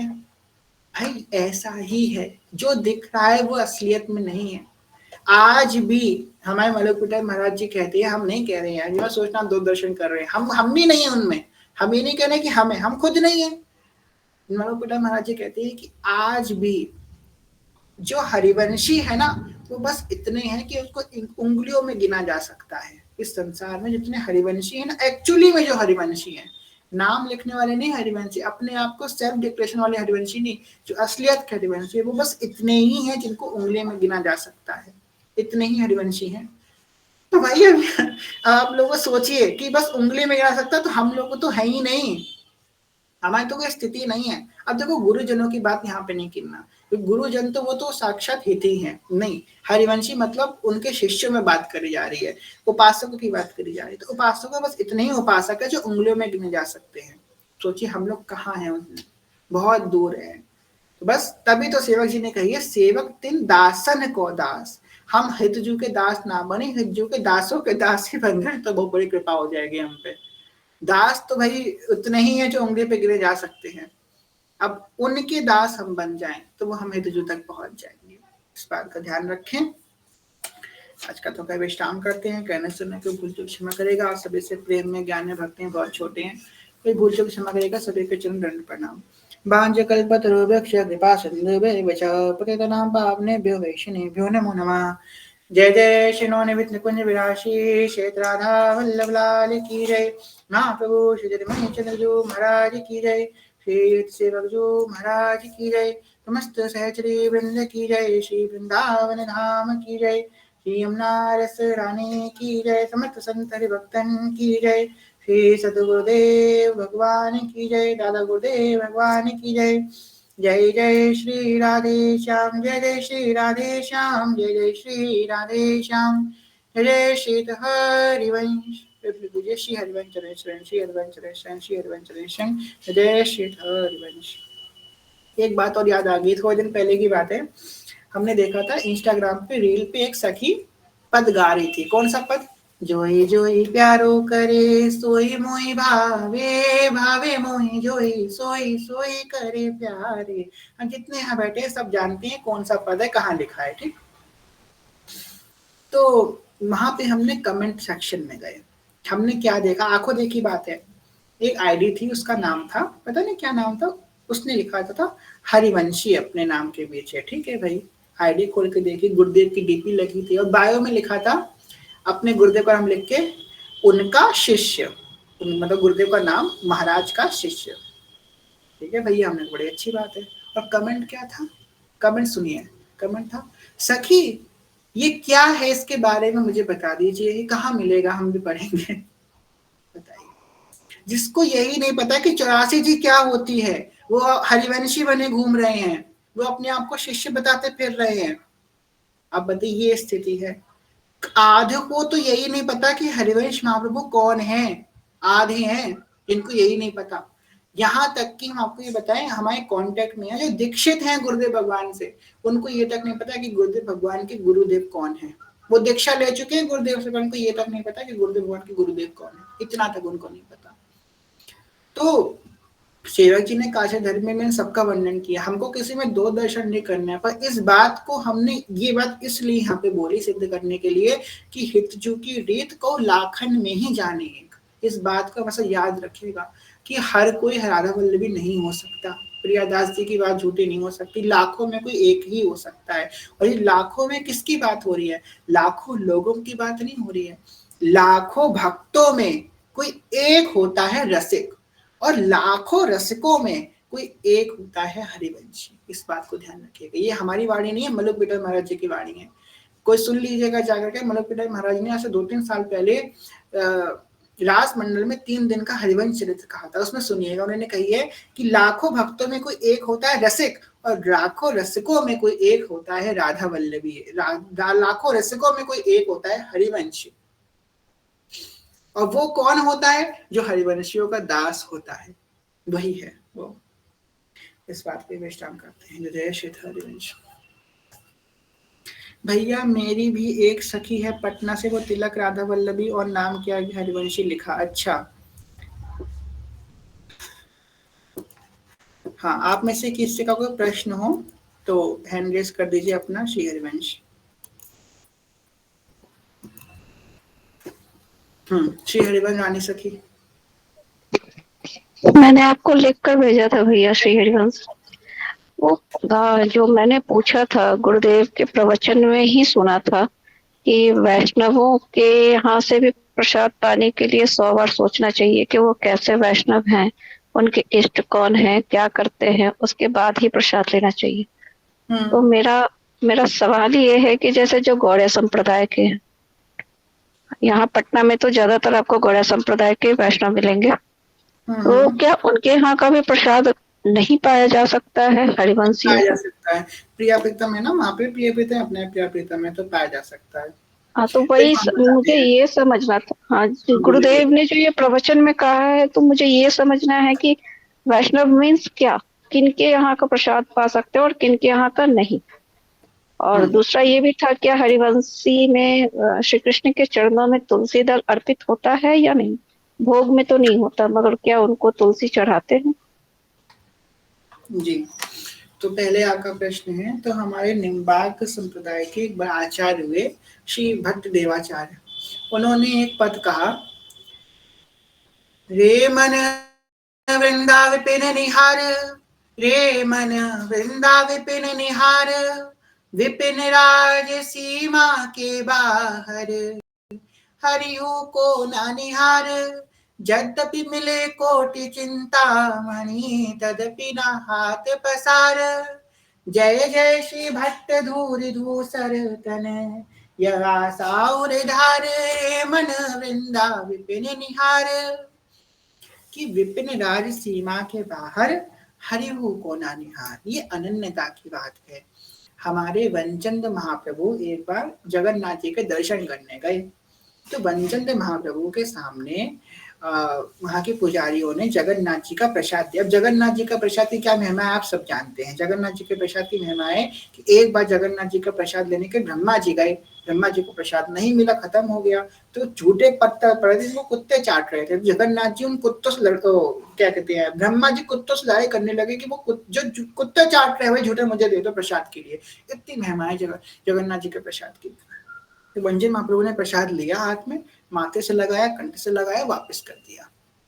आगे पंडों ने कही, अरे ऐसा कैसे आप कर रहे हैं, लीजिए प्रसाद ग्रहण कीजिए। बोले नहीं, मैं अपने प्रिया जी के उच्चिष्टामृत के सिवा और किसी का सेवन नहीं करता। ये बात सुनने के बाद वहां के पंडों को बहुत बुरा लगा। उन्होंने राजा से जाकर के बोला कि देखिए ये तो गलत काम कर रहे हैं। राजा ने सोचा ठीक है कल उनसे बात करेंगे। राजा जब सोने लगा तो जगन्नाथ जी उसको सपने में आया और उससे बोले कि भैया उनसे कुछ मत कहना, वो शिव जी की सहचरियां हैं, वो सिर्फ शिव जी के अनन्य है, वो शिव जी को उच्चिष्टामृत के सिवा और कुछ पान नहीं करेंगे, तो उनसे आप कुछ मत कहिएगा, आप वो जो है उनकी अनन्यता ऐसी ही है। तो इस बात का यहाँ पे बल दिया गया है कि हम लोग श्री जी के उच्चिष्टामृत के सिवा और किसी का पान नहीं करते हैं। विपिन राज सीमा के बाहर हरिहु को न निहार, वृंदावन की सीमा के बाहर के जो ठाकुर हैं वो हमारे सिर्फ है ही नहीं, हमारे तो हम तो बस वृंदावन नव किशोर दंपत्ति को ही जानते हैं, त्रिमंगी ठाकुर को ही जानते हैं। और देखो इस्कॉन की बात करें तो वहां पे भी तो वृंदावन के किशोर की पूजा हो रही है ना। वृंदावन के किशोर कौन है, जो ललित त्रिभंगी है। ललित त्रिभंगी जो ठाकुर जी का स्वरूप वृंदावन का ही स्वरूप है, ललित त्रिभंगी ठाकुर का है, ठाकुरानी का प्रसाद है, तो वो आप पा सकती है, उसमें कोई बुरी बात नहीं है, उसमें कोई निषेध वाली बात नहीं, उसको आप पा सकते हैं। दूसरा प्रश्न क्या था आपका, हम भूल गए, क्या था आपका दूसरा प्रश्न? दूसरा प्रश्न प्रसाद को लेकर था और तुलसी का था। हाँ, तुलसी चरणों में चढ़ा सकते हैं आप शिव जी के, मतलब लाल जो के। हाँ यही मतलब तुलसी की कहीं चर्चा नहीं होती, तो इसीलिए हमने पूछा, क्योंकि हम तो अभी भी चढ़ाते हैं, वो आदत लगी हुई है इस्कॉन वाली, तो हम अभी भी कृष्ण जी को तो चढ़ाते हैं तुलसी। हाँ हाँ, तो तुलसी सोचा आप चरणों में चढ़ा सकती हैं, चढ़ा सकती हैं। जी श्री हरिवंश मनीषा मैया।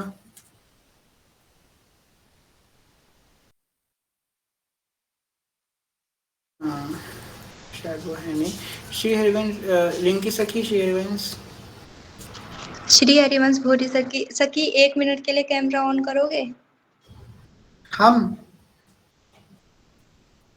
अच्छा आप लोगों का कैमरा, ठीक है कर रहे हैं, हम डर जाते हैं। ठीक है चलिए कर दिया कैमरा ऑन, दिखाइए।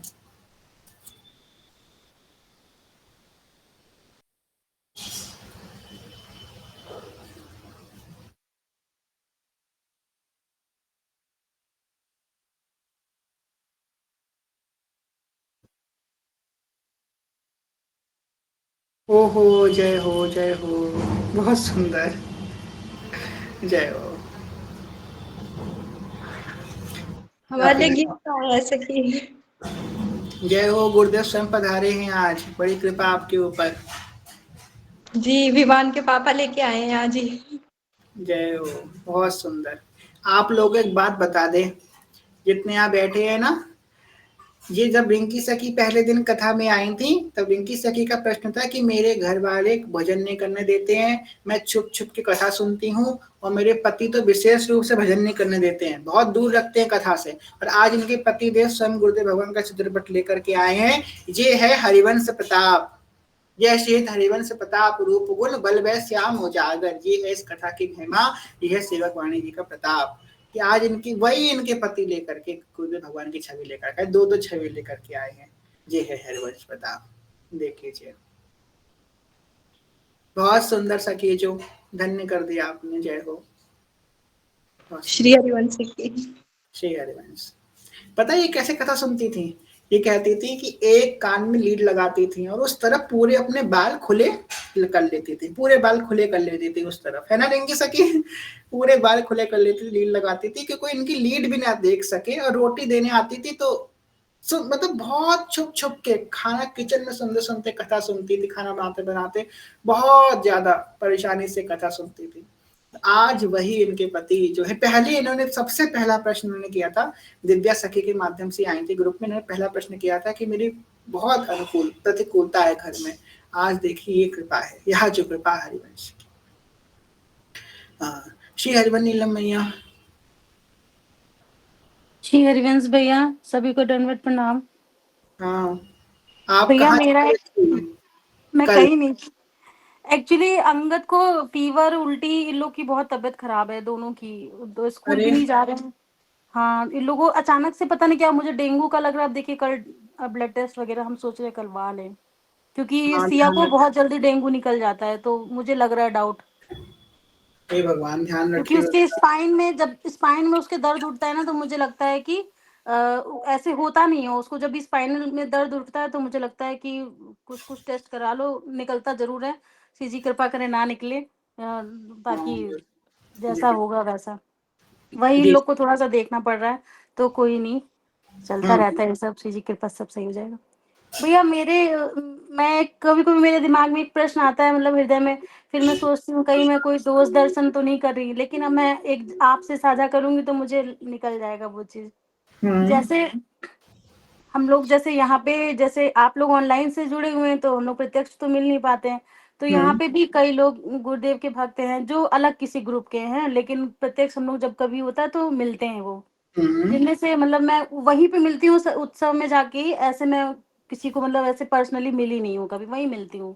तो हम्म एक एक जन के यहाँ भी हम लोग मिले थे, राम जी का विवाह था, तो उसमें हम लोग मिले थे, और भी कभी कभी मिलते हैं। तो हम तो गुरुदेव की आज्ञा से अब हम तिलक नहीं धारण करते हैं, 1.5-2 साल तक किया तिलक धारण, लेकिन जब हम लोग इस बार जब वृंदावन गए तो वहां पे पता चला कि ये नियम लेने के बाद में तिलक धारण नहीं करना है, तो हम लोग ने पूरे परिवार ने फिर तिलक नहीं धारण किया।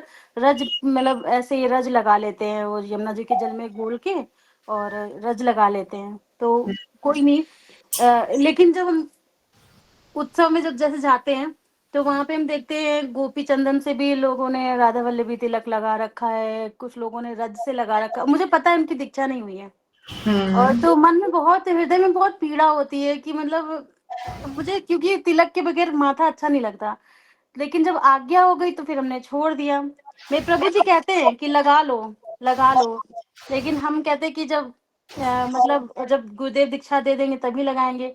फिर वहां जाते हैं तो मुझे बहुत पीड़ा होती है भैया, मैं क्या, ये दोष दर्शन है, मैं क्या करूं, तिलक धारण कर लूं कि जैसे चल रहा है वैसे चलूं, मुझे कुछ समझ में नहीं आता। बहुत सुंदर आपका प्रश्न है। देखिए, अब हम दूसरे, अगर आप देखो, आपको श्री जी ने भक्तों का संग दिया है, आपको विवेक दिया है, आपको शिव जी की कथा दी है ना? आपको श्री जी ने विवेक दिया है ये बात को पहचानने, क्योंकि देखो आपको पता लगा ना, आपके मन ने बोला कि ये गलत है, उनको नहीं लग रहा गलत। कुछ लोग तो फैशन में भी लगा रहे हैं, कुछ लोग तो किसी भी तरीके से लगा रहे हैं, तिलक लगा गलत काम भी कर रहे हैं, तो आपको नहीं करना है। और व्यक्ति कुछ कर रहा है उसे करने दीजिए, आपको ना उनसे ये बोलना है, वरना आप बोलोगी उनसे कि भाई ऐसा गलत कर, तो कहेंगे ये चाहती हैं हमसे, जलती हैं, ऐसा कुछ बातें होंगी, तो आप कुछ मत बोलो, आप बस उनसे मत बोलो, आप बस अपना मत लगाओ, और वो जो कर रहे हैं उनको करने दो, क्योंकि गुरु आज्ञा है अभी तिलक नहीं लगाने की, इस वजह से आप तिलक मत लगाओ। आप जो ऐसा कर रही हो वैसे ही करो, एक रज की बिंदी लगा लो, या आपको पूरे माथे में रज लगाने तिलक लगाओ, रज का तिलक मत लगाओ, वो लोग लगा रहे हैं उनको लगाने दो। तिलक लगाने से आप राधा वल्लभी नहीं होगी, और आपके मन में हरिवंश नाम चल रहा है तो आप राधा वल्लभी होगी। तिलक क्या, पूरे चेहरे पूरे शरीर में तिलक लगा लो, मन में नाम नहीं चल रहा है तो क्या राधा वल्लभी हो जाओगे? नहीं, तिलक लगा है और नाम नहीं चल रहा है तो कोई फायदा नहीं है, पर तिलक नहीं लगा है पर नाम चल रहा है तो ज्यादा ऊंची स्थिति होगी। इस बात को ध्यान रखिएगा, यहाँ पे नाम की प्रधानता है, ठीक है, तिलक तो 10 रुपए वाली वृंदावन में लगा देते हैं, किसी को तिलक लगा देते हैं, तो क्या सब वैष्णव हो गए? नहीं, नाम से वैष्णव होते हैं, साधना से वैष्णव होते हैं, और अनन्यता से शरणागति से वैष्णव होते हैं, तिलक से नहीं होते। आप सोचो, ये तिलक लगाए हैं, मैं अपने अंदर हरिवंश हरिवंश हरिवंश हरिवंश करती रहूं, जो इनको तिलक लगा के इनके तेज आ रहा है, मेरे मुख में अपने आप ही नाम का तेज उत्पन्न हो जाएगा। आप जब नाम जप करेंगी तो आपके रोम रोम से वो प्रफुल्लित तेज उत्पन्न हो जाएगा, आपके अंगों से सुगंध आने लग जाएगी। ये भी प्रभाव होता है, जब हम खूब नाम जप करते हैं तो हमारे अंगों से स्वाभाविक सुगंध आने लग जाएगी, आपको परफ्यूम लगाना नहीं पड़ेगा, अपने आप आपके शरीर सुगंध आने लग जाएगी, आपके नेत्रों से चमकने लग जाएंगे, आपके नेत्रों में एक अद्भुत चमक आ जाएगी जब आप नाम जप करेंगे, आपके चेहरे पे चमक आ जाएगी, आपके चेहरे पे तेज आ जाएगा, एकदम से कोई आपको देखेगा तो घबरा जाएगा, कोई आपके सामने झूठ नहीं बोल पाएगा। आप जब किसी से बात करोगे तो सामने वाला झूठ नहीं बोल पाएगा, ये नाम की महिमा होती है। हमने तो अभी तक एक बात देखी है कि हमारे सामने कोई व्यक्ति झूठ जल्दी नहीं बोल पाता, ये बात हमने देखी है, तो इस चीज की कृपा है। हाँ, नाम की ये महिमा होती है कि जब जो नाम जपेगा उसके आगे कोई व्यक्ति झूठ नहीं बोल पाएगा, वो चाह करके भी झूठ नहीं बोल पाएगा, उसका झूठ निकलेगा ही ना, झूठ निकलेगा वो ऐसे करके मतलब बता देगा कि मैं झूठ बोलने वाला हूँ, ये नाम की महिमा होती है। तो आप ऐसा नाम जप कीजिए कि ऐसे आपके अंदर तेज उत्पन्न हो जाए, ठीक है। ठीक है भैया, हम ऐसे ही करेंगे। और भैया जब उत्सव था ना, जब हमने बसंत उत्सव अपने घर पे किया था, होली उत्सव, तो प्रभु जी ने मतलब जो भी छोटे बच्चे भी थे उनको भी उस समय उत्सव में बैठने के लिए, मेरे प्रभु जी नहीं मानते, वो पता नहीं किस कोटि के भक्त हैं, वो कोई भी कुछ भी नहीं करते, लेकिन अंदर से इतना उनको रहता है कि मैं श्री जी का हूँ, मैं कुछ नहीं करूँ। पता है आपको, नाम जब करते हैं केवल, बाकी कुछ नहीं करते, कहते तुम करो, मैं तुमसे पहले निकुंज जाऊँगा, और बहुत ज़्यादा कॉन्फिडेंस से बोलते हैं, मैं कुछ बोल ही नहीं पाती उनके आगे। और जब मैं कहीं पे भी फँसती हूँ, जब मुझे कहीं से कुछ समझ में नहीं आता, तो वो ही मुझे कुछ बताते हैं, तो मैं बिल्कुल कॉन्फिडेंस हो जाती हूँ। तो उस उत्सव में जितने भी छोटे बच्चे जो सुबह से सेवा कर रहे थे, जो फूल माला बनाए थे श्री जी का, उन्होंने जो भी सब तैयारी करी थी, मेरे प्रभु जी ने सबको तिलक उस दिन धारण कर दिया, तो मेरे को भी उन्होंने उस दिन तिलक लगा दिया, तो कहते आज तो लगा लो, फिर मत लगाना। तो उस दिन मैंने तिलक लगा लिया। अच्छा, बच्चों ने एक दो फोटो खींच दी, तो वो जब मैंने लगाई, अब मैं उस फोटो की वजह से कहीं मैं तिलक की वजह से फोटो ना लगा पाऊं, लेकिन फिर मैंने एक लगा दी।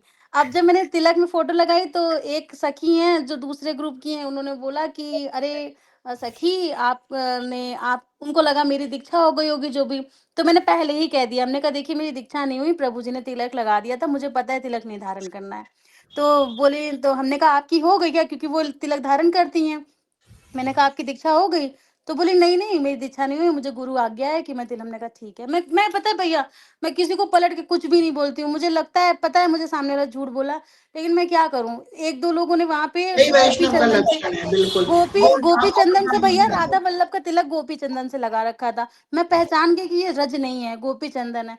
फिर मैंने बोला कि मेरी तो जर्नी कौन से शुरू हुई है, जो है सो है, झूठ क्यों बोलूं। भक्ति का अगर जो भी स्टार्टिंग ABCD मैंने वहीं से सीखी है, तो मैं उस किसी संस्था को क्यों कहूँ। मेरे को वहां पे नियम कानून बताया गया, तभी आज हम आप लोग से मिल पाए। तो मैं किसी चीज को अगर मैं वहां पे वो कर जाऊंगी, गद्दारी कर जाऊंगी, तो पक्की बात है मैं राधा वल्लभ में भी कभी ना कभी इस हरिवंश महाप्रभु से इससे भी कभी ना कभी मैं गद्दारी कर दूंगी, इसलिए मैं वो नहीं करती। प्रभुपाद जी ने बहुत कुछ दिया मुझे। तो मैंने कहा कि हमारी तो जर्नी यहाँ से आई, तो कह रही है माथे पे गोपी चंदन तिलक है और राधा वल्लभी चिन्ह बना रखा है, लेकिन कह रही हैं हमको इस्कॉन से कोई लेना देना नहीं, हम तो ऐसी जगह ऐसी संस्था से हम नहीं जुड़े हुए। हमने तब भी कुछ नहीं, नहीं बोला छोड़िए भैया, छोड़िए, रहने दीजिए, वो जो कह रहे हैं उनको कहने दीजिए, बस ये हम भक्त का कुछ ये नहीं बोले लक्षण होता भैया, हम कुछ नहीं बोले, पर अंदर बहुत ठेस लगती है मुझे कि है। अरे छोड़िए, कोई बस बात नहीं, वो गुरुदेव उनको मिल जो जाए बस जल्दी चाहिए। से। आप क्या बताएं, हमको तिलक धारण करना है, अब इसलिए मुझे गुरुदेव चाहिए। श्री हम आपको हरिवंश। बताते हैं, एक कहानी बताते हैं। हमको पता ही नहीं था कि रज का तिलक लगाना है, हम तो हमारी दीक्षा तो पता नहीं कैसे हो गई।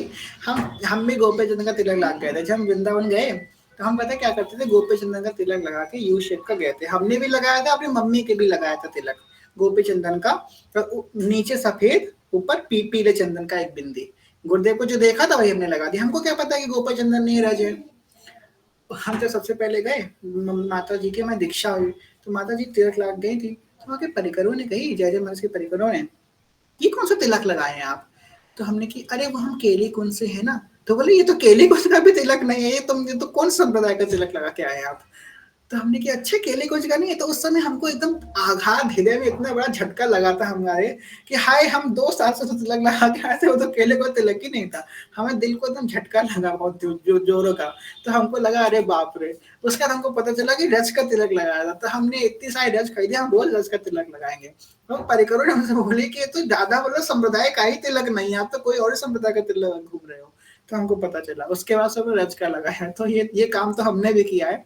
कोई बात नहीं, हो जाता है, गलती हो जाती है। श्री हरिवंश भैया, आपकी इस क्यूटनेस देख के ही तो हिज्जू जो है आपके आपको मतलब बहुत दुलार करते होंगे, इसीलिए आप गुरुदेव के भी प्रिय है, इसीलिए आप हिज्जू के भी प्रिय है। आप मतलब आप वो क्यूटनेस में कर रहे हैं।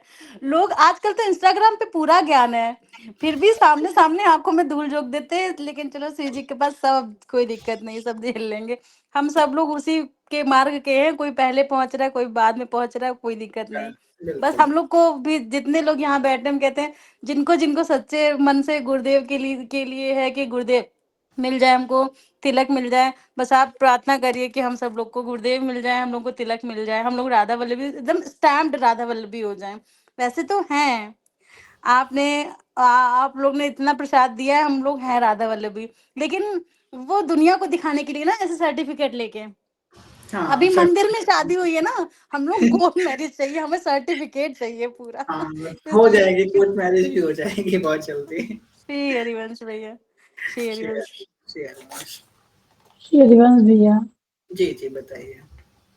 भैया ये जैसे कुछ एक दो लोग बताए हैं कि जैसे घर में ज्यादा देवी देवता का फोटो रखने से नकारात्मक ऊर्जाएं हो जाती हैं। कौन लोग बताए हैं? यूट्यूब पे देखी कि कोई बताया। अब जैसे अब हम लोग यहाँ पे पहले अरे से घर में रखा हुआ है, राधा कृष्ण का है, दुर्गा जी का है, हनुमान जी का है, तो ये सब सीनरी वनरी सब लगाए भैया, तो कैसे हटाया जाए बताइए? तो हटा नहीं सकते हैं। आज हमने यूट्यूब में देखा कि 2 किलो पानी से 5 किलो घी कैसे निकाले। अब उसने निकाल भी दिया, अब बताइए कैसे निकल सकता है ना? जो यूट्यूब की बातों में मत आइए आप। यूट्यूब तो कुछ ही बोलता है। हे नहीं, भगवान! अब हमें कोई बताया है, एक लोग आए थे बताए थे कि अब जैसे इतना देवी भगवान, अब जहाँ पहले सब फोटो रख के हम लोग पूजा कर रहे हैं, गुरुदेव का भी सुने हैं प्रवचन में कि आप लोग फोटो रख के पूजा करें, उसको जब भी कहीं पधरा मत दीजिए, कहीं आप उठा के रख मत दीजिए, सब में राधा जी को देखिए। तो जैसे हम लोग रखे तो अब कैसे हटाया जाए भैया? हटा तो सकते नहीं है। बताइए। अभी आपको थोड़े दिन पहले की बात बता रहे हैं। हमारे घर में शादी थी, हमारी बुआ जी आई थी। तो बुआ जी मंदिर में आई, ऊपर से लेकर नीचे तक देखा, बहुत सारे देवी देवता हैं, थोड़े खाली करो। हमने कि जी बिल्कुल। उनको प्रणाम किया, वो निकल गए अपने घर, हम अपने पूजा करते रहे। अरे हम हिज्जू को हटा दें कि श्री जी को हटा दें, किसको हटा दें? हमें गिरिराज जी को हटा दें कि हमें जगन्नाथ जी को हटा दें, किसको हटा दें? तो ऐसी कोई बात नहीं है। आप जो है अपना जो कर रही है, सेवा करते हैं। नकारात्मक ऊर्जा तो उनके अंदर है, जो उनको नकारात्मकता उसमें दिख रही है, वो खुद नकारात्मक है। आपके अंदर सकारात्मकता है कि वो बेचारे उनकी नकारात्मकता बुरी हो रही है। तो आप निश्चिंत रहिए, आप खूब सेवा कीजिए, इसमें कोई बुरी बात नहीं है। निश्चिंत रहिए, ऐसे लोगों से बात मत मानिए, ठीक है? तो जी श्री श्री हरिवंश भैया, जी। इसमें मुझे भी कहना है कि मेरे पास भी बहुत सारे हैं देवी देवता, पर सबकी सेवा नहीं हो पाती है। मतलब हाँ, वो एक महीने पर ही सबको साफ सफाई कर सकते हैं, डेली नहीं हो पाता है। तो क्या ये अपराध लगेगा? अपराध नहीं लगेगा। आप इस भाव से रखिए कि वो लोग शिव जी की सेवा में बैठे हैं। हमारे घर में भी हैं, बहुत सारे देवी देवता हैं। तो हम उनको, ऐसा हमने किया है कि दो दो खंड है हमारे मंदिर के। एक ऊपर वाला जो खंड है उसमें से प्रियालाल जी को विराजमान किया है। नीचे वाले खंड में हमने अन्य देवी देवताओं को रख दिया है। अब नहीं हटा सकते, घर परिवार की बंदिशों में रहती है तो वो तो नहीं करा जा सकता, सबको लेके चलना पड़ता है। तो हम इस भाव से रहते हैं कि ये जो देवी जी बैठी हैं, शिव जी बैठी हैं, ये सब ठाकुर जी की सेवा में बैठे हैं। ये सब श्री जी की सेवा में तत्पर है, श्री जी की रक्षा करने के लिए बैठे हैं, मंदिर की रक्षा करने के लिए बैठे हैं, श्री जी की सेवा करने के लिए बैठे हैं। तो वो श्री जी, अब पहले हम क्या करते हैं, हम जब भी भोग लगाते हैं, पहले श्री जी को लगाते हैं, फिर शिव भोले बाबा को लगाते हैं, उनका प्रसाद उनको पवाते हैं। रोज हम नियम से करते हैं, पहले आरती श्री जी को करते हैं, फिर उनको करते हैं, उनका प्रसाद उनको पवाते हैं रोज, और वो खूब पर प्रेम से खाते हैं। तो आप इसी बात पर से पर भैया, पर मैं तो ये कहती हूँ कि श्री जी आप ही मालिकिन हो इस घर की और इस संसार की, तो आपके आगे, आपके आज्ञानुसार जो भी भोग प्रसाद है वो मैंने रख दिया। अब आप पाओ, और आपको जिनको भी पवाना है पवाओ, क्योंकि ये मेरी जिम्मेदारी नहीं है। ये मैं कर नहीं नहीं, सकती। नहीं ये तो गलत बात है। आप सगी भाव में हो ना, तो आपको चीज़ों को तो पवाना पड़ेगा ना हाथ से, वो इतनी कोमल सी हैं, तो सेवा तो बाकी आपको। जो माता रानी है, भोले बाबा है, उनको कैसे भोग लगाऊंगी तो फिर? अरे वैसे भाव से भोग लगा दें क्या, शिव जी को लगाइए, उनके सामने भी वो खुद ही पा लिया करेंगे। तो बस वही एक ही थाली में ना, क्योंकि हाँ, अलग हाँ, अलग थाली एक में ही नहीं थाली लगाती, बस एक ही थाली। हाँ, एक ही थाली में। अलग-अलग कितना लगाएँगे आप, एक ही थाली में लगाइए। जी भैया। जी, जी, शेयर में। ठीक है। हाँ, मनीषा भैया निश्चिंत रहो, ऐसा कोई नकारात्मकता नहीं आएगी। शेयर में अभिनव भैया। ये रिवेंज भैया। भैया वो हमारे पापा ना वो क्या बोलते हैं, पंचमुखी हनुमान जी लाए हैं घर में, और रामलला लाए हैं, ठीक है। तो मतलब वो अलग कुंज में, मतलब वो उनका अलग कुंज है, तो उन्होंने अलग कुंज में विराजन किया है, ठीक है। तो उन्होंने ना पहले ऊपर में हनुमान जी को विराजन किया, क्योंकि वो थोड़ा बड़े हैं उनका स्वरूप, तो वहां पे विराजन किया है। उसके नीचे रामलला को विराजमान किया है। मैं बोल दूं उनको कि उनको मतलब उल्टा कर देने के लिए, राम जी को ऊपर और नीचे हनुमान जी ऐसे करके। देखिए शास्त्रीय विधि तो ऐसी है कि पहले भगवान उसके नीचे भक्त। तो हमारे कुंज जो है, आप हमारे कुंज का दर्शन करेंगे तो हमारे सबसे ऊपर गुरुदेव भगवान के नीचे फिर प्रिया विराजमान है। देखो हमारे उल्टा है। तो देखो जो बात है शास्त्रीय है तो ऐसे ही होना चाहिए, पर आप जो है उनसे बोल सकते हो, अगर वो ना माने तो भी कोई बुरी बात नहीं है। जो राम जी हैं वही हनुमान जी हैं, जो हनुमान जी हैं वही राम जी है, दोनों का तत्व तो एक ही है। ठीक है। हम्म। पर भैया उसी उसी रूम में ना, मतलब क्या बोलते हैं, एकदम उसके पीछे किचन है, और उसी रूम में सब डाइनिंग टेबल है, तो समझ आइए, मतलब वहाँ पे सब खाते हैं। क्या? मतलब उसी रूम में सभी नॉन वेज खाते हैं, जिस रूम में हनुमान जी और राम लला अरे है। नॉनवेज और नॉनवेज। उसके उसके जिस सपोत में जो मतलब विग्रह स्थापित किया है ना, उसके पीछे है ना वो क्या बोलते, किचन है। रुको, अब ये हिज्जू से कहते हैं, हे हिज्जू कृपा करो अभिनव जी के घर में नॉनवेज बंद हो जाए, हेरोइन शाह प्रभु कृपा करो जय अब। हो भैया, अब तो हो जाएगा भाई। ठीक है, आप निश्चिंत रहिए, हिज्जू से कह दिया, हिज्जू आपके घर में करें, आपका नॉनवेज बहुत जल्दी बंद हो जाए। हिज्जू यहाँ बैठे, हिज्जू से कह दिया हमने। अब हिज्जू जाने। अब तो भैया हो जाएगा बिल्कुल। जी जी, श्री हरिवंश। ये रिवेंज। श्री हरिवंश। श्री हरिवंश, राम शरण चौधरी जी, आपका कोई प्रश्न है? से हरिवंश भैया। जी, आपका नाम क्या है? भैया मेरा नाम सुनीता है, जैसे ना तो मेरे ये प्रभु जी का थुआ से है ना। का नाम है, अब हम ध्यान रखेंगे। जी जी, तो ये बताइए। बोले, जैसे ना मेरे को ना थोड़ी सी ये दिक्कत, जैसे कि ये घर में कोई परेशानी आ जाती है भैया, तो जैसे कि सब लोग फोन करके ऐसे बोलते हैं कि ये भूत, मतलब भगवान भूत होते हैं ये ईसाई धर्म का। मतलब मुझे नहीं समझ में आता इतना ये सब। तो मैं तो बस ये भगवान की, मतलब श्री जी की कृपा से, जैसे तो वो जैसे कि बहन वहन सब फोन करके बोलेगी कि कहाँ तुम रहते हो आप? मैं तो ये हरियाणा में रहती हूँ भैया। हरियाणा में? हाँ। तो वो क्या बोलते हैं, भगवान भूत हैं?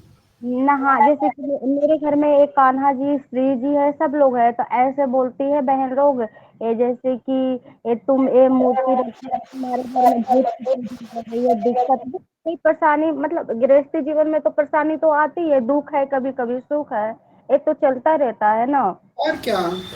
हाँ, तो मैं तो उससे नहीं होता, पर मेरे ये सुन सुनकर ना मेरा मन बहुत विचलित हो जाता है, मतलब मुझे रोना आता है, मैं घबराती हूँ। मैं बोलती हूँ मैं श्री जी क्या करूँ, मुझे समझ में नहीं आता।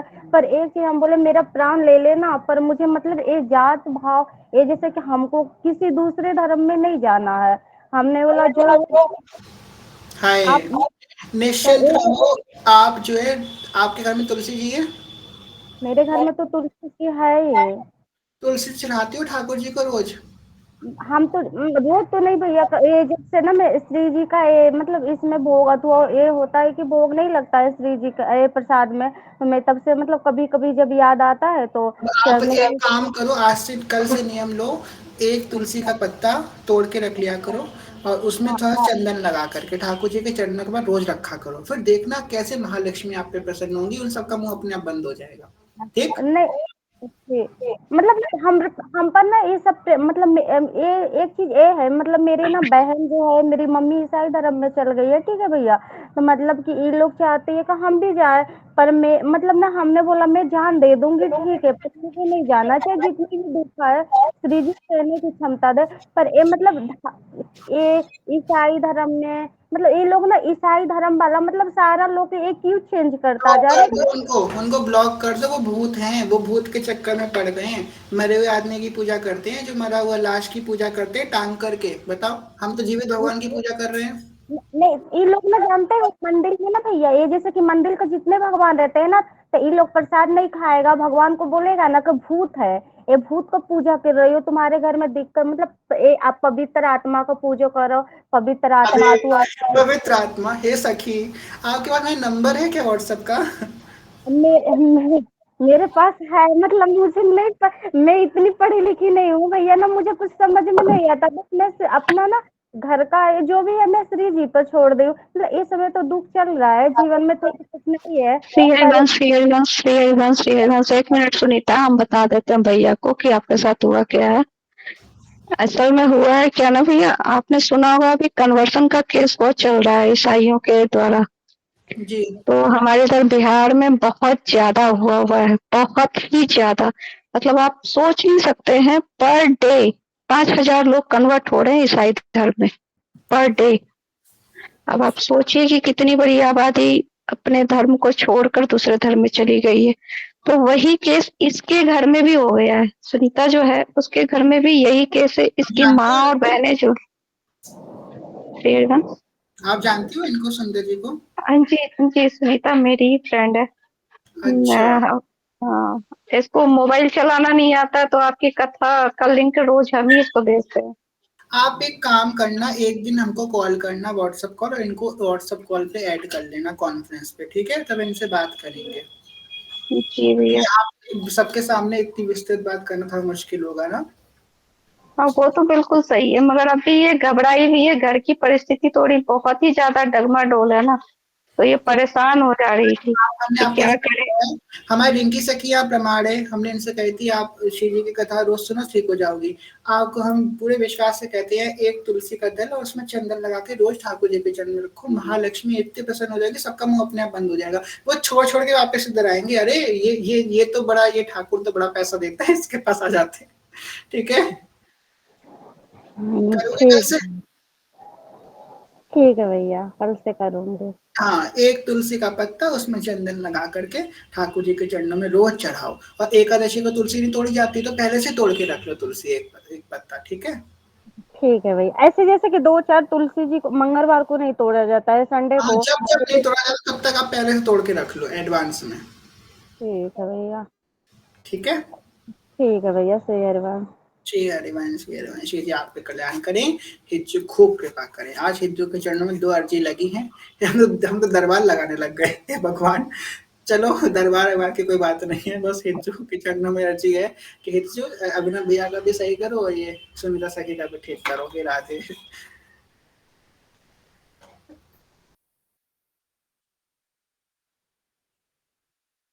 जी, एडमिन जी बताइए।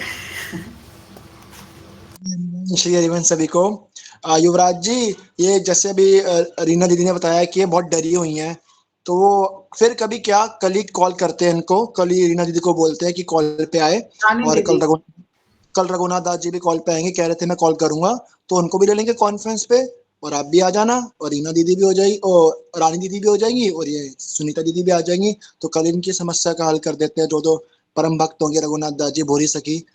कहते हैं ना, जो देखो क्या होता है, जो भक्त है, भक्त जैसे आप नाम जप करते हो, रघुनाथ दास जी नाम जप करते हैं, आप जो बोलोगे ना, आपकी ऊर्जा, आपकी शक्ति, आपकी पावर सुनीता दीदी में जाएगी, और उनको बहुत ज्यादा हेल्प मिलेगी, और खूब कृपा होगी उन पे, और ये सब नेगेटिव चीजें भूत प्रेत वाले ही सब साइड होंगी। क्योंकि रानी दीदी ने क्या कहा कि वो अभी डरी हुई है बहुत, तो डरी हुई है, तो उनकी समस्या का हल तो कल ही करते हैं कॉल पे। क्या कहते हो?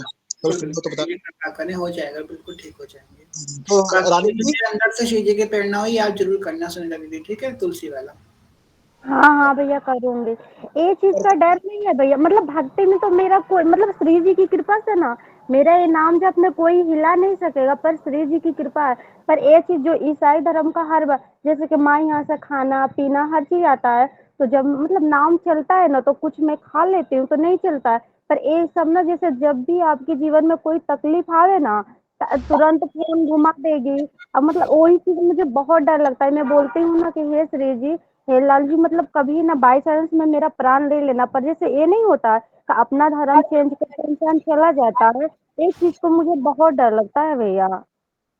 तो मेरे सब क्योंकि जीने का मैंने कान्हा श्री जी की कृपा से ही जीना सीखी हूँ, क्योंकि मरने के सिवा कुछ भी नहीं था जीवन में। आप आज श्री निश्चिंत जी रहो, की सब ठीक हो जाएगा। आप तो बन जाओगी नहीं, वो भी वापस आ जाएंगे। बस रोज कथा में आते रहना, ठीक है? ठीक है भैया। ठीक है श्री हरिवंश। हाँ ठीक है, चलिए श्री जी को शयन करवाते हैं। श्री हरिवंश अन्नपूर्णा सखी। अरे हाँ, ये तो सब तो भूल ही गए हम। एक मिनट क्षमा कीजिएगा, तो शयन पे आके डायरेक्ट। हाँ, ये तो सब तो भूल ही गए। आज इतनी सारी अर्जियां लग गई दरबार में कि ये तो हिज्जे बोले अब रहने दो मुस्तक है, नहीं तो इतनी सारी तुमने अर्जियां लगा दी। चलो कोई बात नहीं, कभी कभी चलता है। हितोत्सव की जय। एक पद गाएंगे आज, मंगल गान गा के विश्राम करते हैं, ठीक है? ये जो मंगल गान है इस तरीके की लय आप लोग सीख लीजिए, जो हम अभी गाएंगे ये हमने सेवा कुंज से सीखी थी। ये बजा के हितोत्सव गाना। जय जय श्री हरिवंश व्यास कुल मंडना, रसिक नंदन मुख्य गुरु जन भय खंडना। श्री वृंदावन वास रास रस भूमि जहाँ, क्रीडत श्यामा श्याम कुलीन मंजुल तहाँ। कुलीन मंजुल परम पावन, त्रिविध कहा मारुत बहे। कुंज भवन विचित्र शोभा, मदन नित सेवत रहे। तहाँ संतत व्यास नंदन, रहत कलुष विहंगना। जय जय श्री हरिवंश व्यास कुल मंडना। जय जय श्री हरिवंश चंद्र उदित सदा, द्विज कुल कुमुद प्रकाश विपुल सुख संपदा। पर उपकार विचार सुमति जग विस्तरी, करुणा सिंधु कृपालु काल भय सब हरि। हरि सब कलि काल की भय, कृपा रूप जुब धर्यो। करत जे अनसहन निंदक, तिनहु पे अनुग्रह कर्यो। निर्भिमान निर्वैर निरूपम निश कलंक जुसर बरा। जय जय श्री हरिवंश चंद्र उदित सदा। जय जय श्री हरिवंश प्रशंसित सब दुनि, सारा सार विवेकित कोविद बहुगुणी। गुप्त रीति आचरण प्रकट सब जग दिए, ज्ञान धर्म व्रत कर्म भक्ति किंकर किए। भक्ति त्यजे शरण आए, द्वंद दोष जो सब घटे। कमल कर जिन अभय दीने, कर्म बंधन सब कटे। परम सुखद सुशील सुंदर पाहि, स्वामिने मम धनी। जय जय श्री हरिवंश प्रशंसित सब दुनि। जय जय श्री हरिवंश नाम गुण गाई है। प्रेम लक्षणा भक्ति सुदृढ़ करि पाई है। अरु बाढ़े रस रीति प्रीति चित ना टले। जीति विषम संसार किरति जग विस्तरे। विस्तरे सब जग विमल कीरति, साधु संगति ना करे। वास वृंदा विपिन पावे प्यारी, राधिका जो कृपा करे। चतुर युगल किशोर सेवक, जिन प्रसन्न